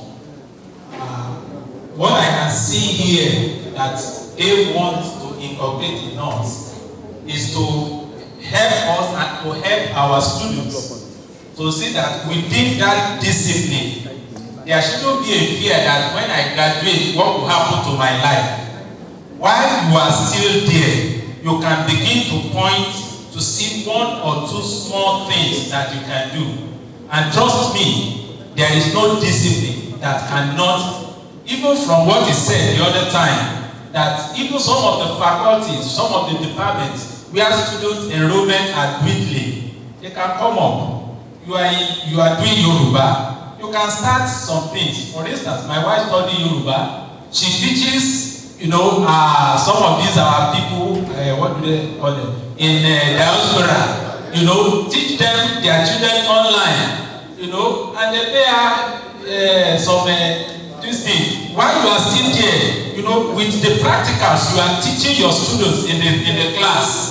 That student studying Yoruba is not feeling like, when I finish, what will become of me? You can do alaga duro, alaga bere. Those that did alaga duro for the wedding that was just said, I am sure what they collect is more than my salary for the whole year. Said that, go and ask them. What they went home with is more than my salary for a whole year. Go and check. So what are we talking about? So when you are still studying chemical engineering, whatever, you are in your lab, you are as lecturer, you are guiding them. You can add this and this. You've learned to do soap. You've learned to do, some little things like that while you are still in school. So it gives you, this new slogan that school has come, we begin to come down. You will know that even when he graduates, he's going to get something. Are we on one page? Now that leads to the second issue that I want to raise. And this is my thinking. I hope, because this goes to the university management, at least I still have the director of linkage here. So even if nobody is other here, at least he's still representing the university here. Now, this is what I'm looking at. If I am also going to be encouraging students to do some of those things, I also need to be encouraged that when we do that thing, there will be something good for me. For instance, many times we are either struggling with electricity, we are struggling with ICT, struggling with internet and all that. Now, if a lecturer in computer comes up with his maybe his PhD student or his master student, whatever, and they did the work, that is not just theory, come up with this thing that can maybe power our ICT. And then that thing that we are spending maybe 500 million on in a year, and they can solve it. Hello, Siloma. Why can't that be also inside the promotion thing? Not just that, with good point. What is the use of 5-6 papers? That nothing has happened. It's just in the shelf. Compared to a man, with his student, they are now able to solve a problem that the university is grappling with every year, trying so hard to electrify the whole place. And even if it is just one set or people from engineering, they are able to help us to do solar with very little amount. Innovation should also be good. Just as you have journal paper, having a point. Innovation, things like that, when it is put there that it has point, everybody too will begin to work, towards ensuring that. Thank you, sir.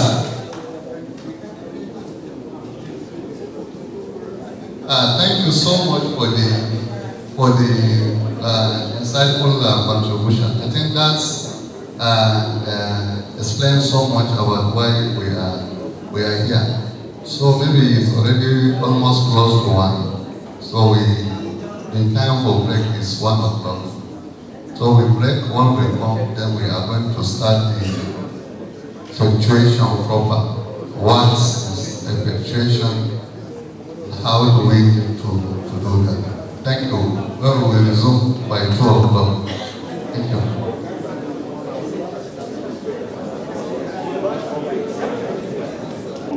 Normally people tell me we can't have this size of depth in the open. This was like our target. Our target per plant of open field is normally 2 kilo. From so far what we harvested, I think we are surpassing that. Sure, you're very accuracy. And today we are visiting a farm here in Hussein, Oyo State, Nigeria. We are right here at Certain Camp. We are going to listen to his success story to know how he decided to come down to Nigeria all the way from Kenya and become a farmer here in Nigeria. And of course, we are going to learn a lot of things about farming, or like if you are a Kenyan and a farmer here in Nigeria. Wow, that's so beautiful. Where did you start?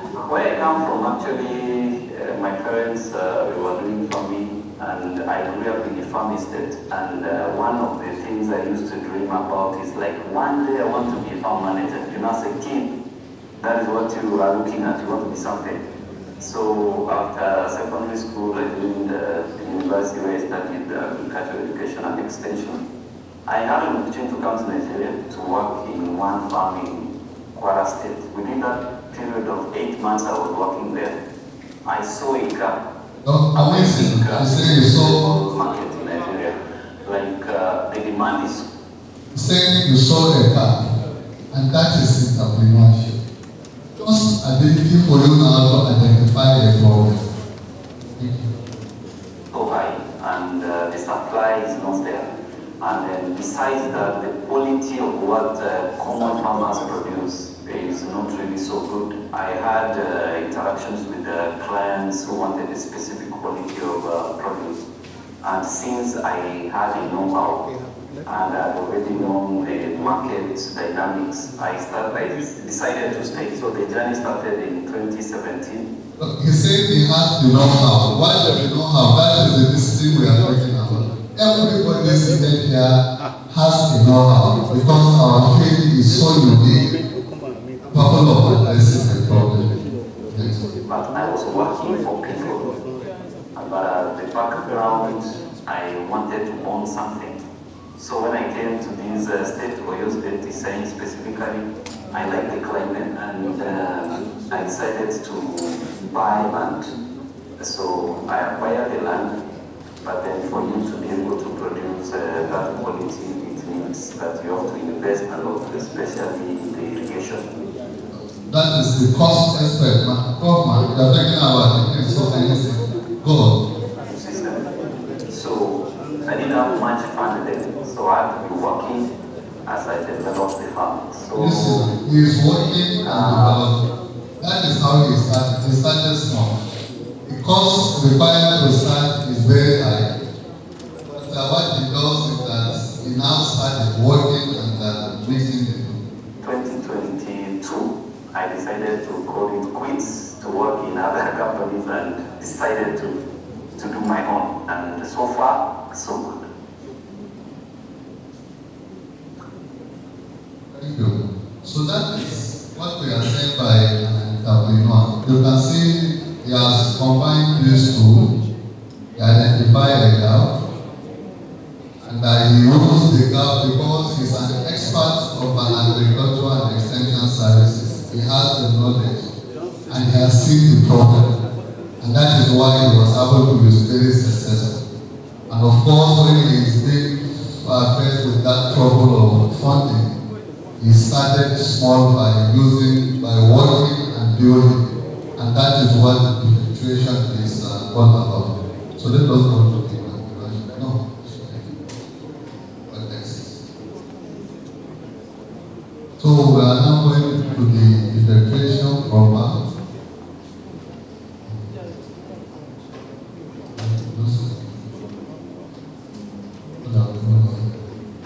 These are the facilitators. So this novel, Effectually Entrepreneur, this woman, Sarabasti, she is the one that actually made the concept of effectuation popular. She is Indian. Of course, if you look at the features of India as a country, and that of Nigeria, we have a lot of similarities, high poverty, literacy level very low, all things have something very common. And the concept of effectuation was based on several studies, shows some significant successes in India. That is why the agency thinks that let us now also move in that direction and see if we are going to replicate the successes there. So the concept of effectuation is a decision-making logic describing how expert entrepreneur thinks under uncertainty. And of course, our own environment, we are actually operating an environment of uncertainty. And that is the best place where an effectual entrepreneur works. We're taking a decision under a situation of uncertainty. That is, you don't know what might happen.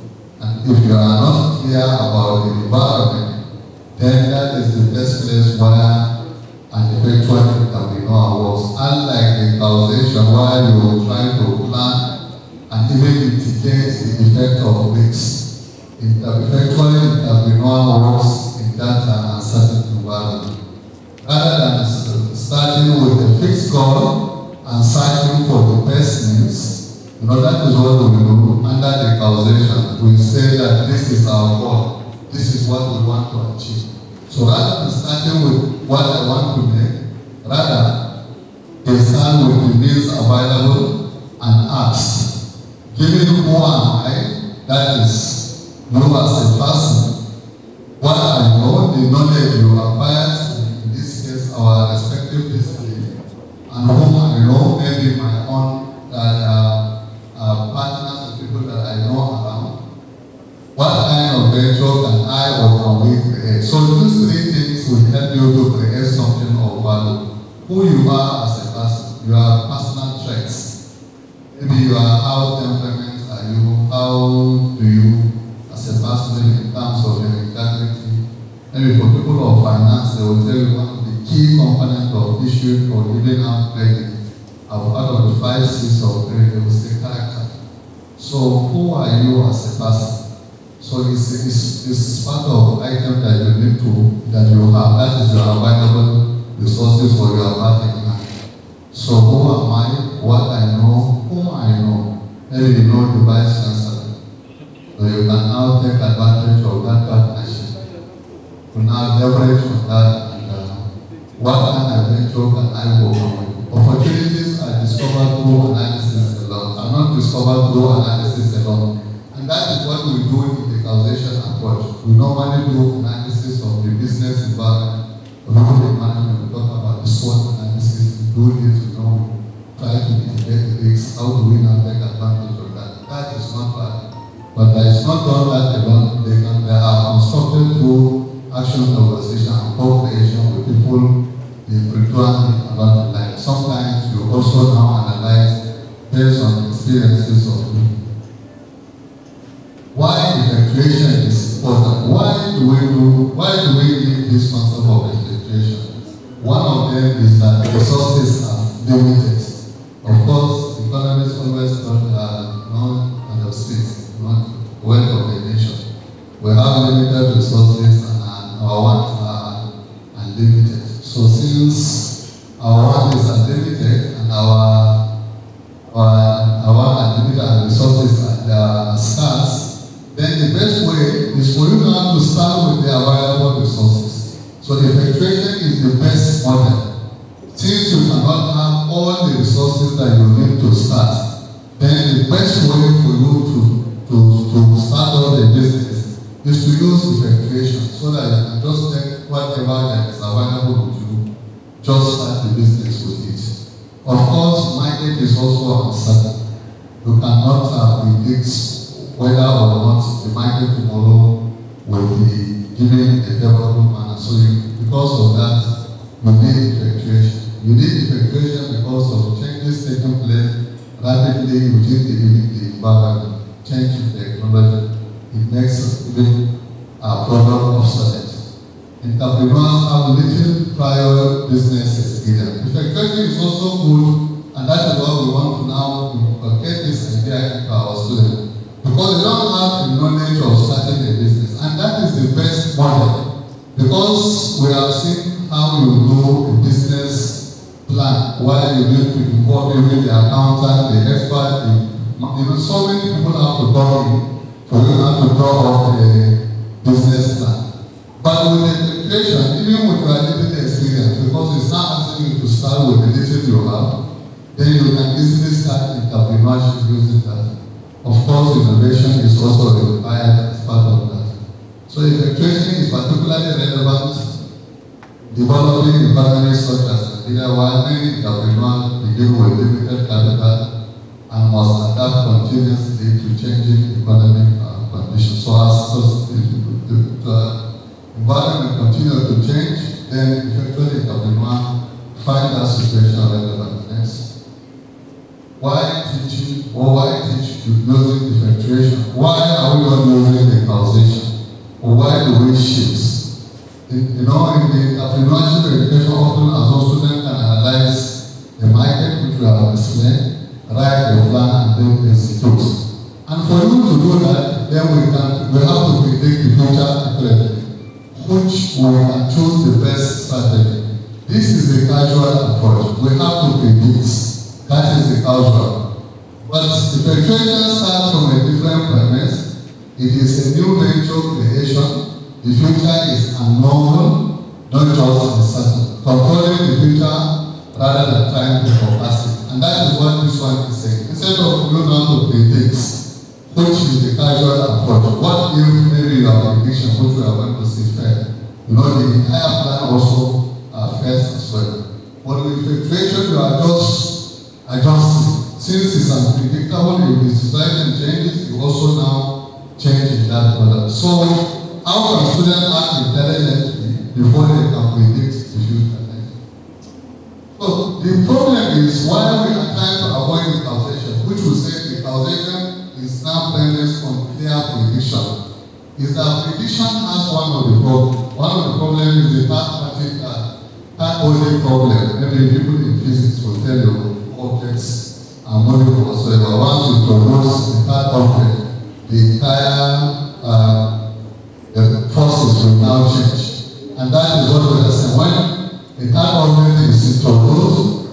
relationship is becoming complex to analyze. Maybe the environment, you are looking at customer and maybe the environment, and now you now try to now introduce the economy, or you now change into technology. You discover that once you are now changing the variable, the nature of the prediction will also change. And that is why you rely on this causation. You have to have a lot of problem with your prediction because the prediction will continue to change as long as you are now introducing a new variable into the equation. For instance, how much fuel price will you write next year? How many customers will buy the product in the first? How long will that process will take? Each new actor changes the environment in an unpredictable way. So once something happened to maybe price the next year or something like that, the entire prediction about the price will also change. Just like maybe the fuel that we are buying, largely as a result of a factor that is outside our own prediction. Another one is the Holmes effects or the Holmes problem. While we now rely on past experience does not guarantee the future outcome. Sometimes we now rely on what happened maybe last year or last 2 years, and we now try to now know that or do the text that or use that as a template to now predict the future. And of course, the future also now comes with its own new challenges, new changes. So what you actually rely to decide might not necessarily hold because the future does not actually rely on what happened in the past. So every situation requires different approach. So that is what home effect is. As such, entrepreneurial means that relying solely on historical market data can be misleading when entering a new or rapidly changing market. Maybe last year you sell so amount of products. Maybe largely because maybe last year the inflation rate is low, and that makes people more affluent. And today maybe the inflation figure has changed. So if you now rely on the last year's figure and produce these goods and services so that you are thinking that the same unit of quantity that you have sold last year will be sold this, certainly you will be misguided because the parameters have changed, and that's what association normally do, and usually business that rely on prediction also have this problem. So, but we say that entrepreneur actually works in a non-environment, but this knowledge of prediction also have categorized into three. One is the non. That is when you are dealing with a prediction that you know everything and you know what is going to happen. Predictable situation where forecasting work reasonably well. There are situations where both the facts and the outcome are largely predictable. If the sun will rise tomorrow, we know that the sun and tomorrow, these are two things that we can clearly understand. A fixed outcome is due to on a non-particular day. Of course, if you take a long long it's very premature. So prediction here, the prediction is useful here because uncertainty is what is very low. So you can easily predict if you are dealing with the non-norm. All the variables, the outcome is there. So you can easily predict. What we say, an effectual entrepreneur operates in an environment of uncertainty. Next. But we have also the non-unknown. This is a situation where we know the possible outcome, but not exactly which one will occur. Of course, the decision, for example, you may have two, three or more alternative solutions to the problem. So I will think that all these alternatives are solutions to the problem, but which of these alternatives are likely going to address the problem? So since you are not too sure, most of the time we assign probabilities. And maybe in assigning the probability, maybe option A, you now assign probability maybe 0.4, maybe the second one 0.2, the third one 0.2, maybe 2, and maybe 0.2 again. So for the one that you now assign 0.4, you are thinking that it's likely going to happen because it has taken more percentage.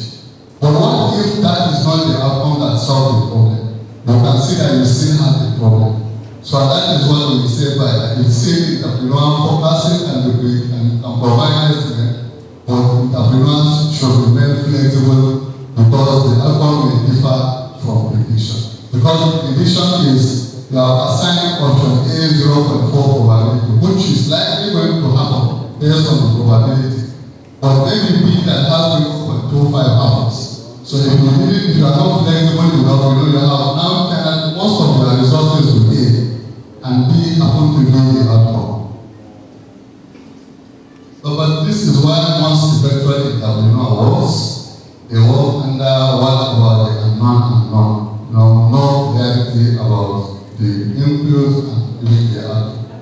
Certain regulatory changes that make the business model bigger or much harder to operate. Sometimes government they decide they are now working a business, and suddenly government will now decide to say that we are no longer, this your line of business is not the focus of government. Maybe government recently said that God construction plan, instead of using the normal material they use, what do they call it? Now they say we should use cement, right? So you can see that it has altered a lot of business model of this. So sometimes this is unknown because we don't know what is the action or what is the intention of the government. The test is the external environment of it. So once that happens, it may have a ripple effect on your business and you don't even know what will happen to the business entirely. A new technology that unexpectedly destroys demand for your product. Of course, maybe for most of us that are familiar with Nokia as a product, Nokia is no longer in the market largely as a result of what technology. They refuse to adapt to the changes, thinking that their products is good enough. That's a new technology. The Android phone comes and what happened to their demand? I think today nobody is actually seeing the product in the market. The new cultural trend that makes an unfashionable product certainly desirable. Sometimes someone will just go to maybe social media or even cultural events to now advertise a particular product or particular item, which will not make maybe prior to now people have a stereotype idea only about the product. But due to this cultural trend, it change the perception. Of course, perception will say it's a function of the interpretation of reality. A technical failure that will take up most of the product sometimes serendipity. You just stumble on the confidence, solutions by accident. That is also unknown. Negative customer complaint that they will a bigger unmet need. Sometimes customer complaint, and that is one of the features of service quality or service. If we talk about customer complaint, how do you handle it? Because complaint of customers also add value to quality of the product. So sometimes a good customer complaint will change the entire business model, and that is also unknown because we don't know what the customer is reporting in the first place, and once they report, it is easier for us now to know that. And a good example, I think at Ogun State University, one professor is writing on this entrepreneurship. In fact, she has gone to the extent of going to press. Okay, then we had this training that she said to me, she don't know whether she is happy with me or maybe she should. She don't know how to look at me. And I said, what happened? She said she's about to go to the press and I'm now to do something that makes her booking complete without effectuation.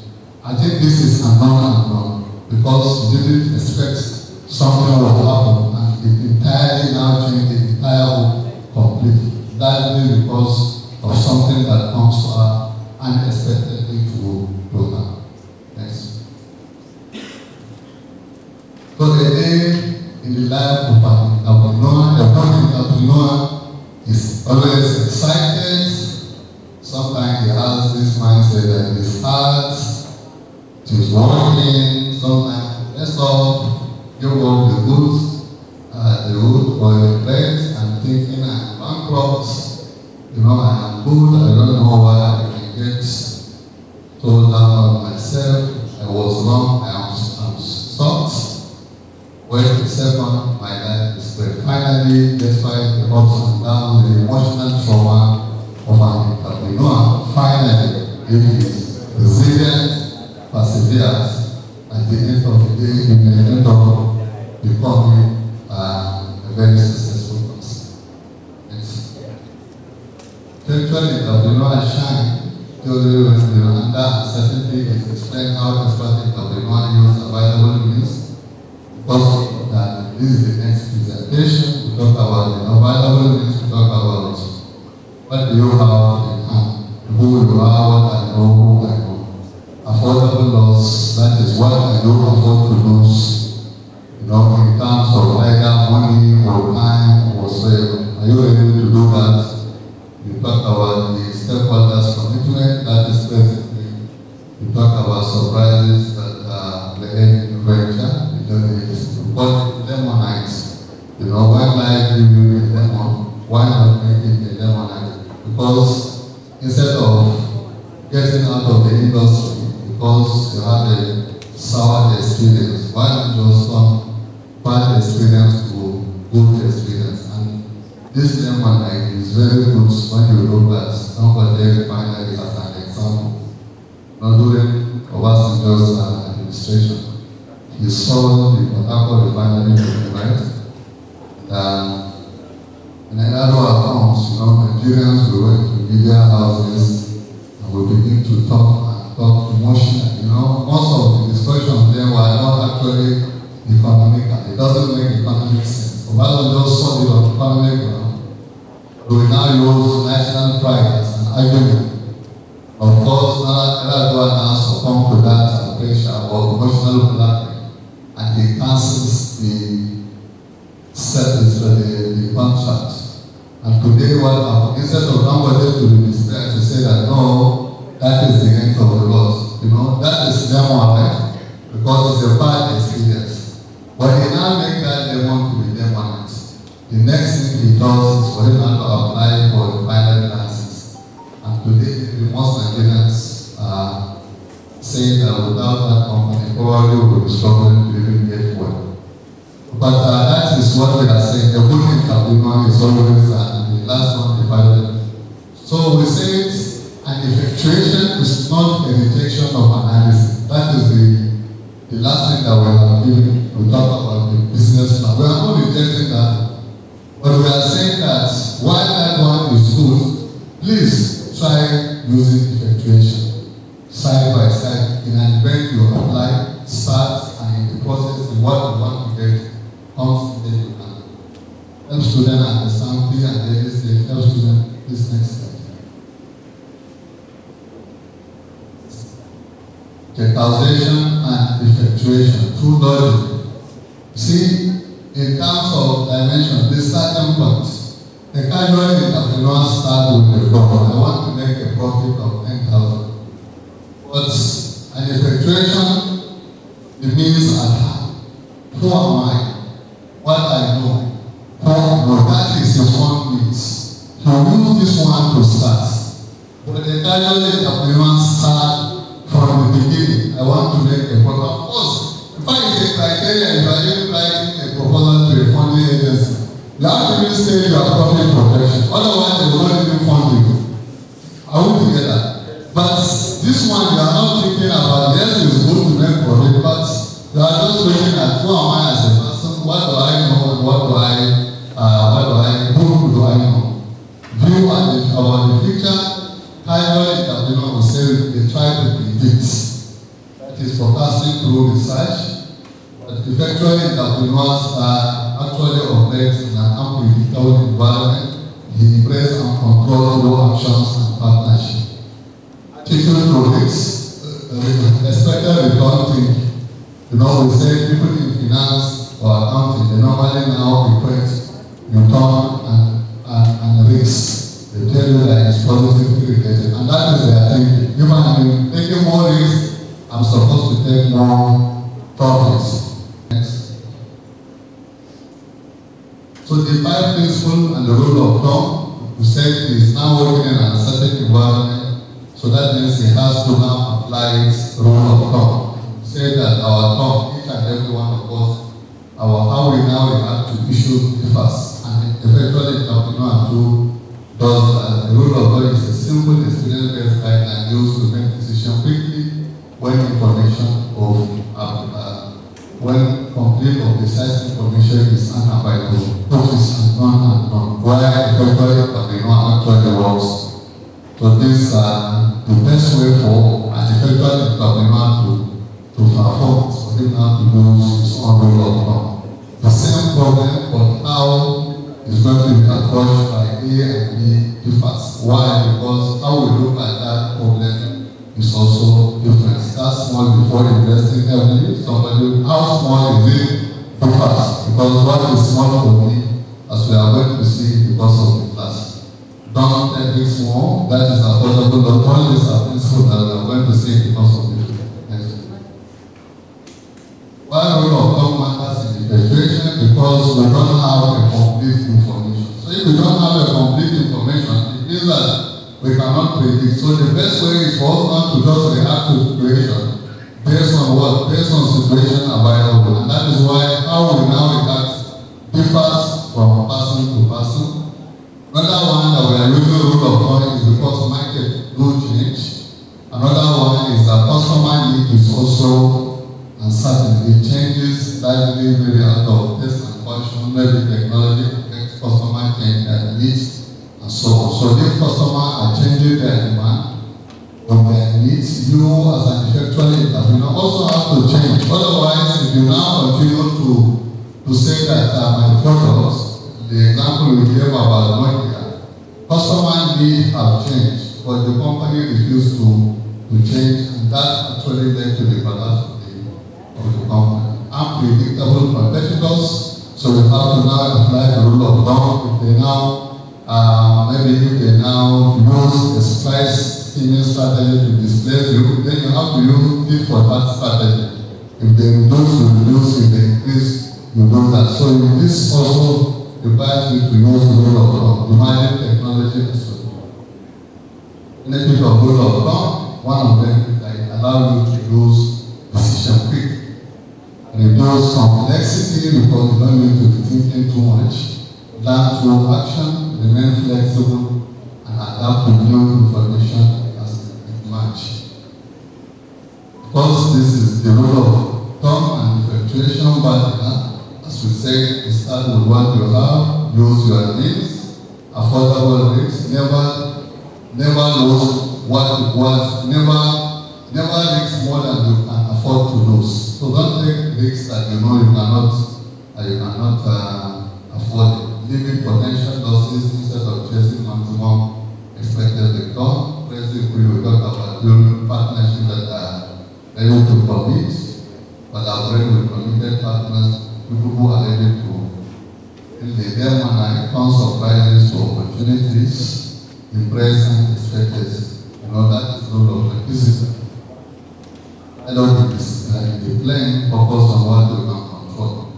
Create the future through your assurance and trying to predict. Because if you rely on prediction, if the prediction end up unfavorable, that makes your own life also ends. But if you want to create your own future, it is more that will now determine the limits to which you can run. So let us just play the video of Sarabasti, then my colleague will help us this part exam.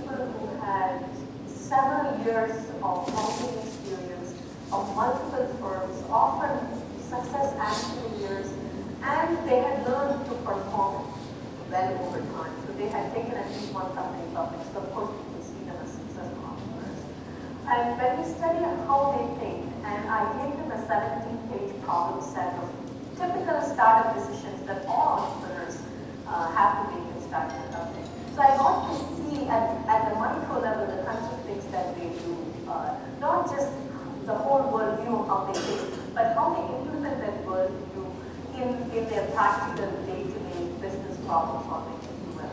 And I found a series of things that they do. And I wrote about 5 of these, the 5 principles in my book, but I suspect there are more. And I think as I teach and I look at more histories of entrepreneurs and I talk to them, I think there will be more. So I don't want to talk about this, that there are only 5 principles, but I can give you some examples. So one of the things I always talk about to my students and is about cooking. Now I say there are at least 2 ways of cooking. One is to start with a dish that... Listen to the analogy and then you will understand what we are saying by that.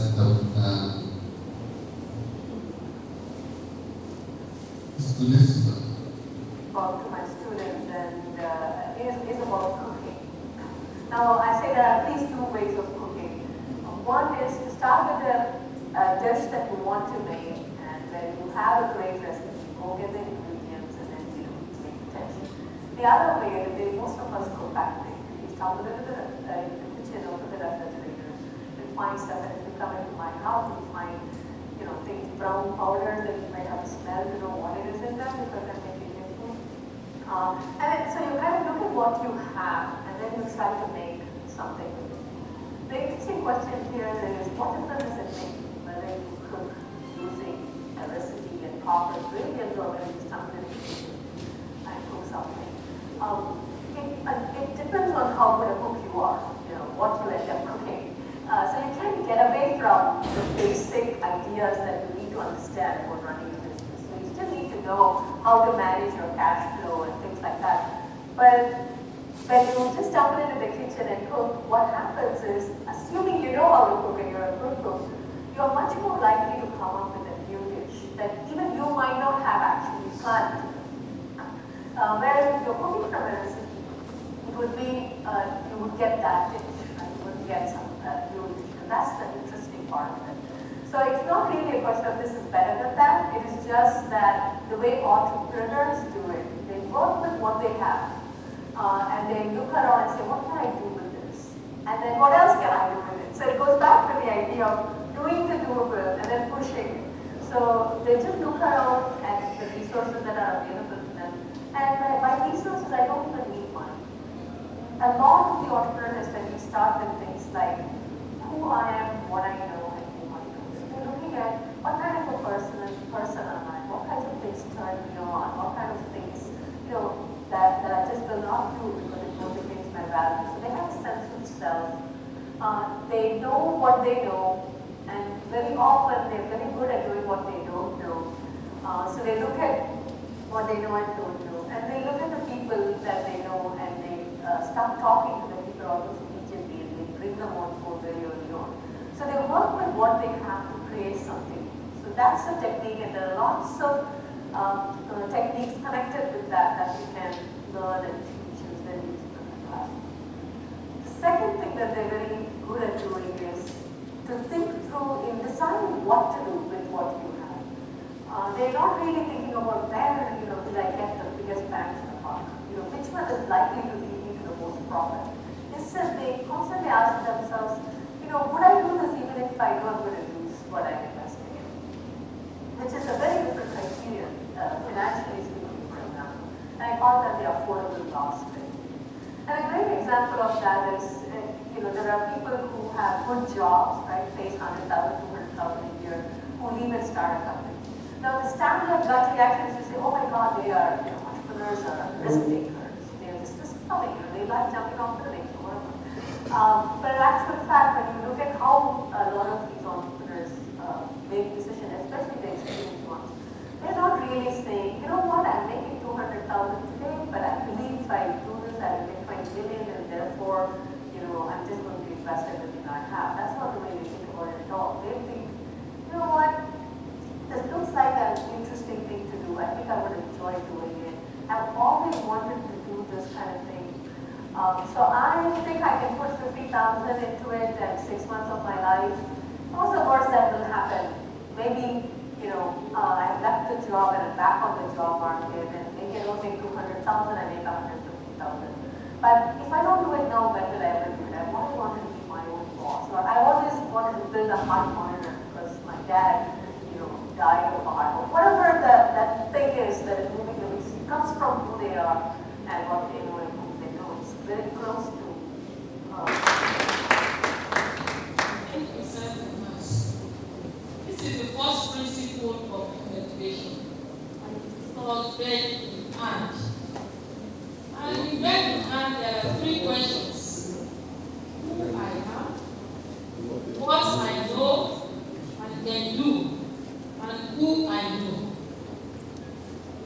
What is the meaning of who I am? Who I am is your trait. Beds in hands start with your means. When expert entrepreneurs set out to build a new venture, they start with their means: who I am, what I know, and whom I know. Then the entrepreneurs imagine possibility that originates from them. Who are you?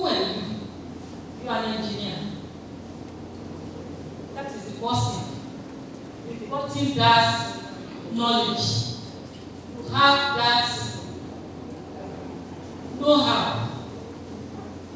Please, if they want to ask any question based on engineering, you have the knowledge. And secondly, what I know. What do you know? You know some setting of people. Your faculty members, your VC, your family members. What I know is your tactics. Sorry. Is your expertise. What I know is your expertise. Who I am is your trait. Your traits. Then whom I know is your network.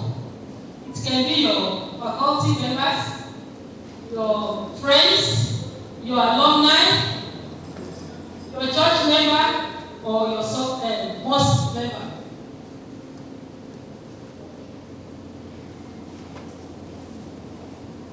What are the personal diagnostic means assessment? Who I am.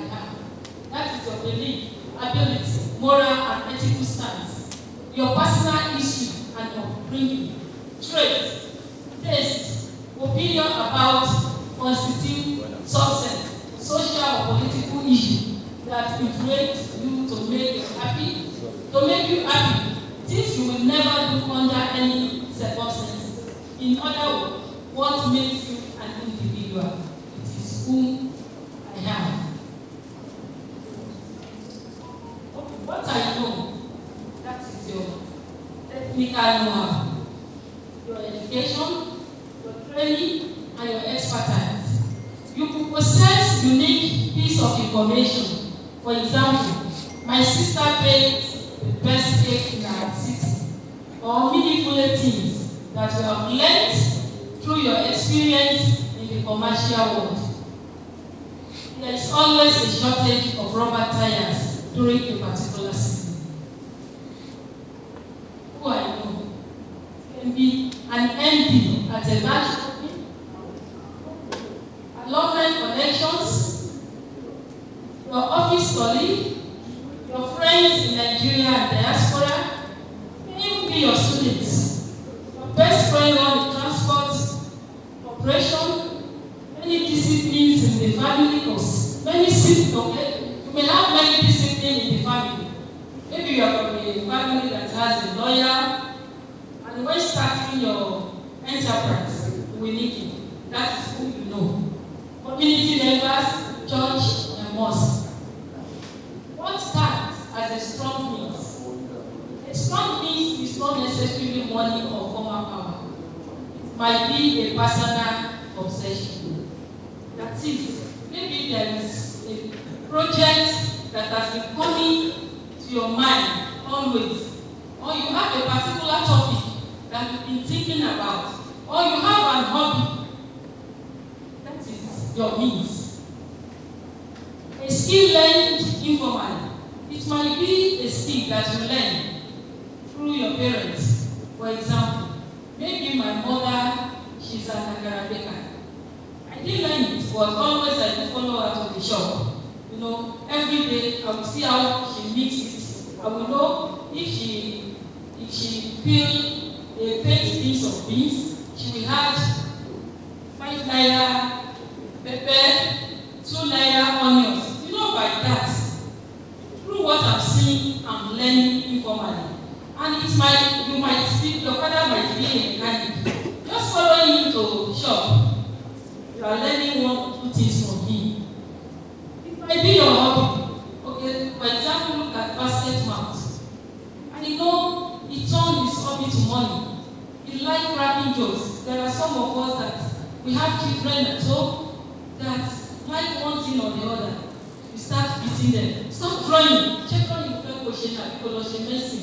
Leave them. Let them do it. It can serve as a side hustle for them. A relationship. You might have a relationship in your department with maybe with your HOD or with anybody. And during this, you can make use of that relationship. Maybe you have somebody at the bank during the or at the CSC during the registration of your business. It will be easier. Credibility with a small group. When you are credible, when you have integrity, maybe in the church, and you are about to start a business or you have a product, and you take it to them. If you are not credible, they won't patronize you. That is why in effectuation, integrity really matters. We should have integrity. We should be a woman and a man of integrity. And we need to tell our children, our students, to be credible.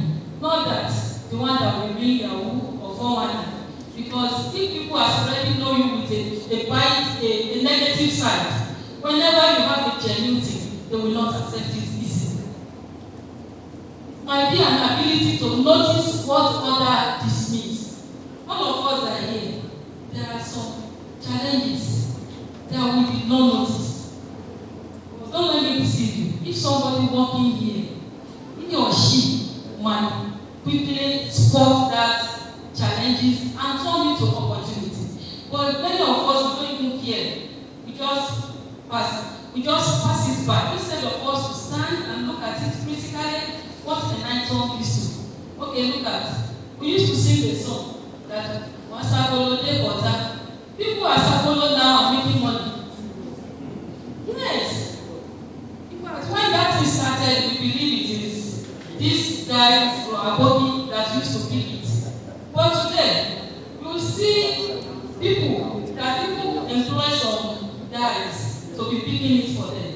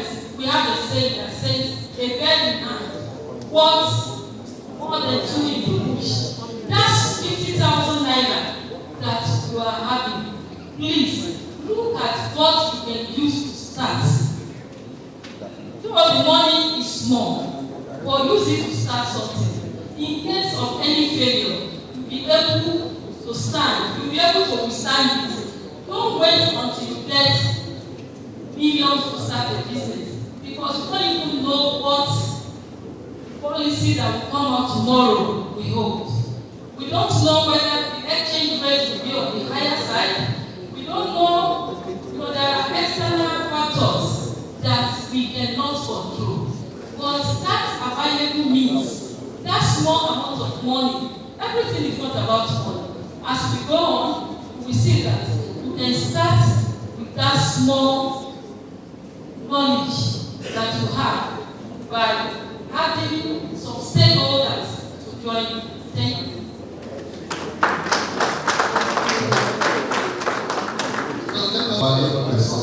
Someone, even, when somebody is saying, I don't have anything. This is a guy who is doing an ice. But you look at that ice as also a resource. You have created a hotel. This can you take? Just watch it.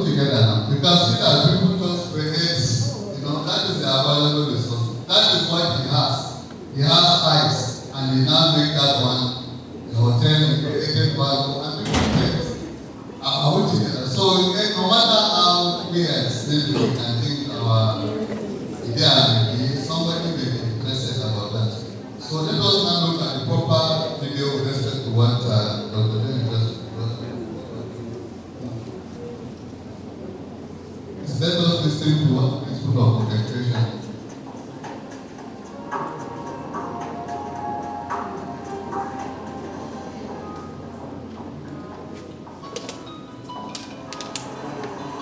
I'm Stuart Reed, Professor of Marketing at IMD. I'm here today to bring you the first in a 5-part series on effectuation. Effectuation is a set of entrepreneur heuristics, things that expert entrepreneurs have learned in the uncertain context of creating new products, new firms, and new markets. In today's episode, we'll look at the first of those heuristics, using the means you have available to you. And we'll hear the story of a pair of brothers who used the things they had, the things they knew, and worked with the people that they knew to create a brand new product, a product which is both stylish and environmentally friendly, and in the process, create a whole business and even a whole industry. Let's take a look in detail on how this story came about. It's a story about a couple of brothers, two brothers from Switzerland named Dan and Marcus Freitag. They're sons of a PR man and a social worker, and they grew up in Switzerland in the 1970s. During the 1970s, they saw the gas prices. They saw Switzerland enter an ecological movement. They became bicycle fanatics, using bicycles as their primary means of transportation in Zurich. And in the course of using their bicycles in the city, they also came to realize that the carrying products, the bags which people use to carry things on their bicycles, especially the bike messengers in Switzerland, were inadequate for the kind of weather people would face in Zurich, wet and cold.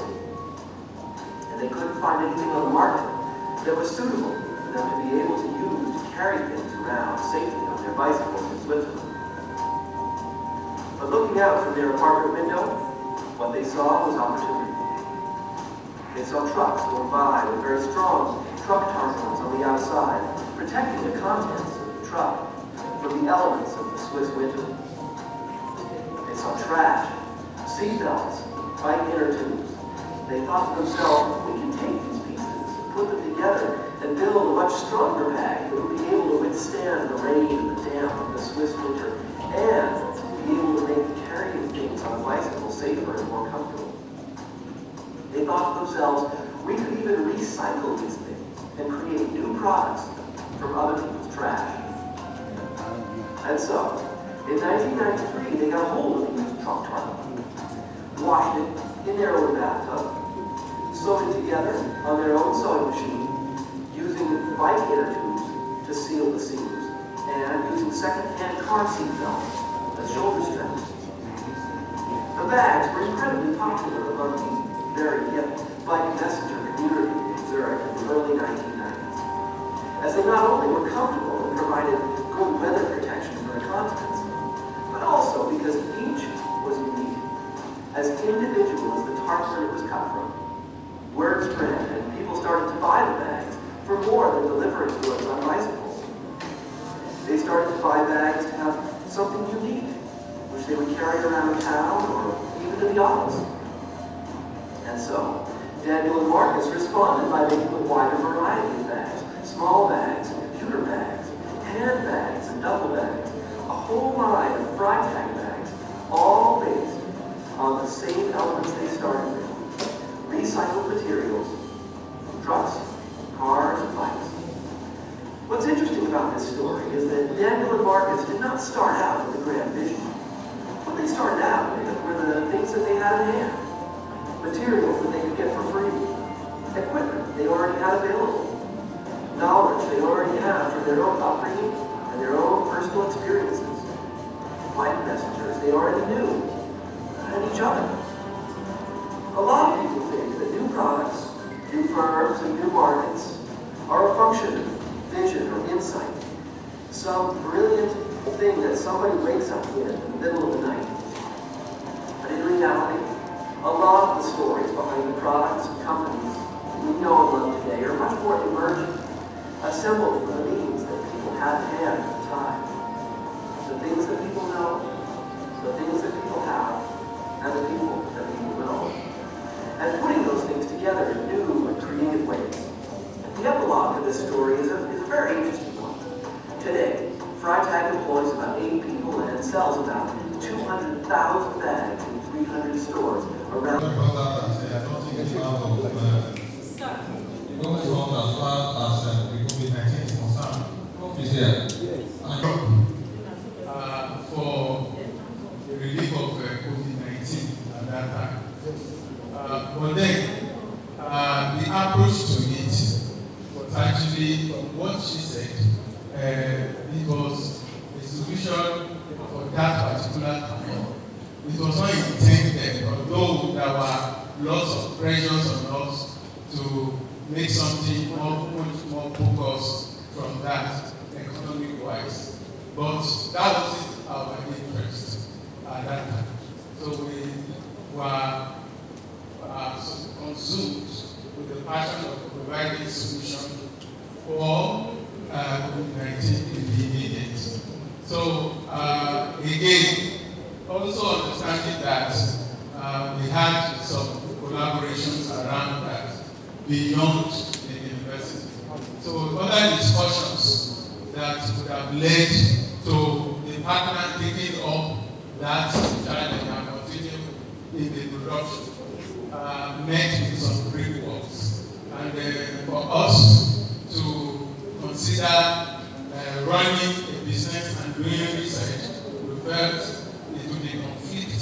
So we need somebody to hand out over to, but since the person wasn't willing to go along, then we focused on our main course of duty in the university, which was teaching and research.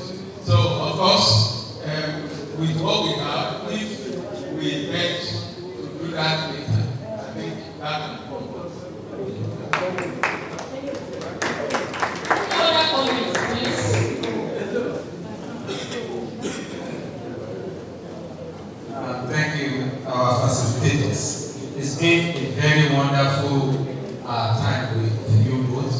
appreciate it. Now, since the other time, you've also mentioned more importantly that this thing was actually the idea of NUC, just funded by TETFund, if I had you already. Beautiful.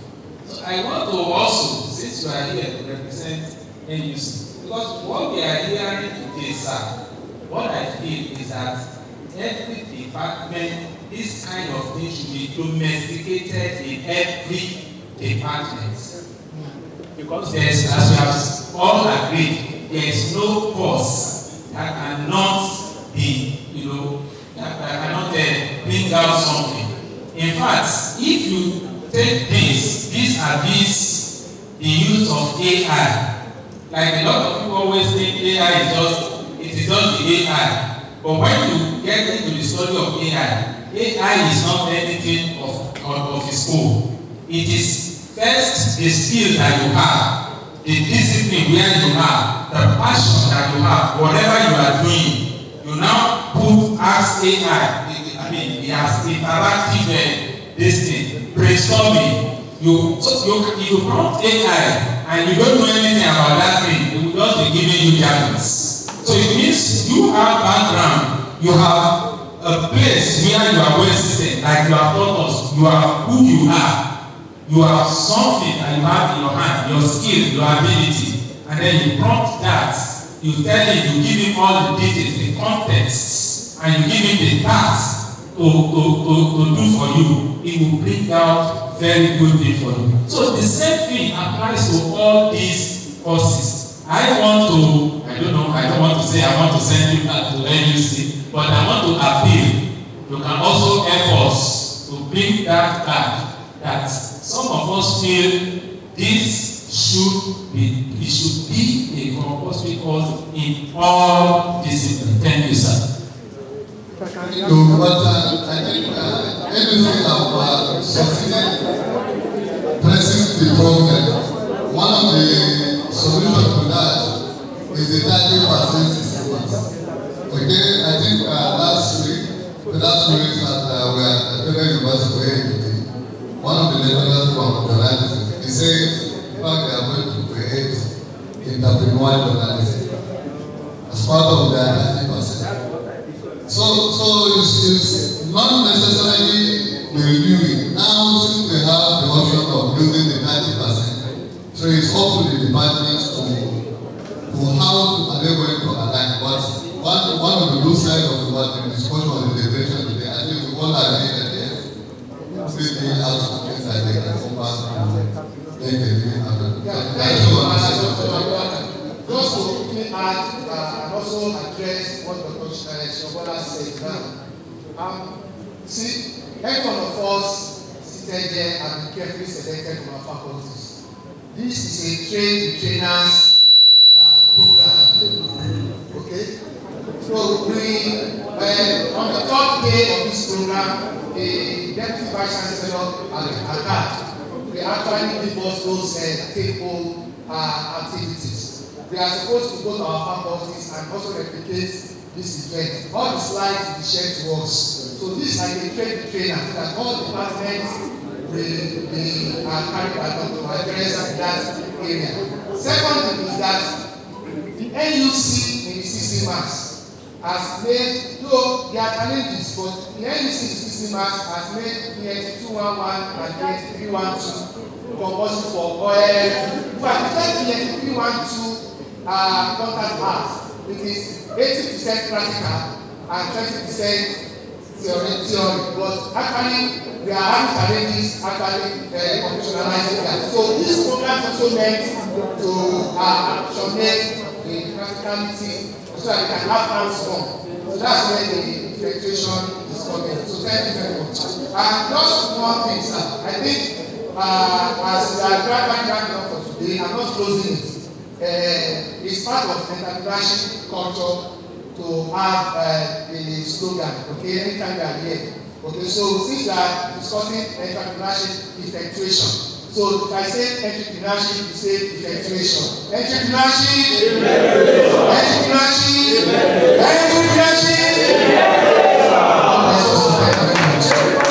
Thank you so much.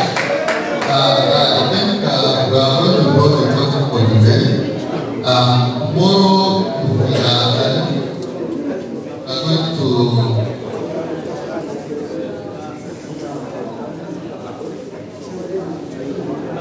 are going to start from this affordable loss. But you know, as part of the training exercise, tomorrow when we go, the first thing we will do is we are going to review ourselves by taking some quizzes and see how far we have understand the master. At least from the response, you know, I tell you it's all about the rest. And I think the debate has shown that we have understand the master. So tomorrow the first thing that we will do is we are going to have some quizzes. Then we can start on this affordable. But before we do that, please, you don't do us a favor. We are going to see the stand and picture. Then we will take down this thing. Then in front of the all participants. Please, let us just help us, just rector. We just need this banner to be in our front. Then the participants should be behind. Then we, yes, just please 5 minutes at most. Just 1 or 2 guys is enough. Then we can go. Thank you. Thank you for the report. Let us find a picture of that session. What's going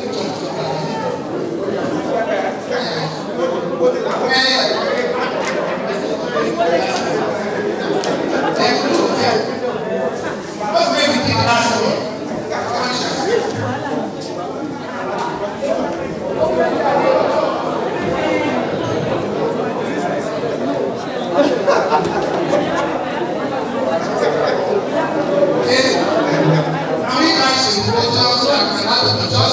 God bless us and right now, and just can start going on.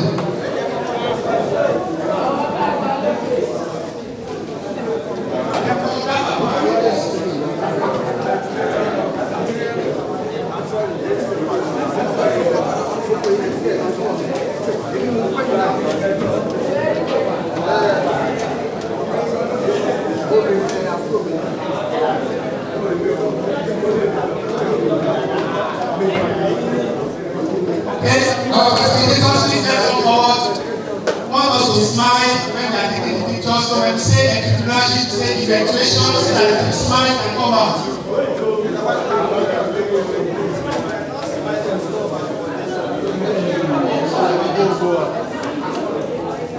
Our facilitators,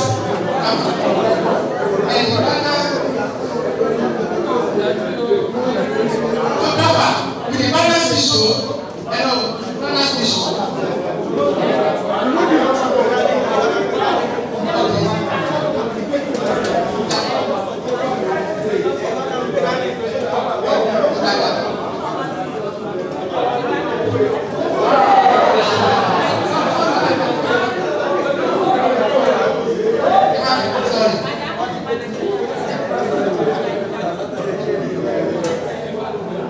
Are we set?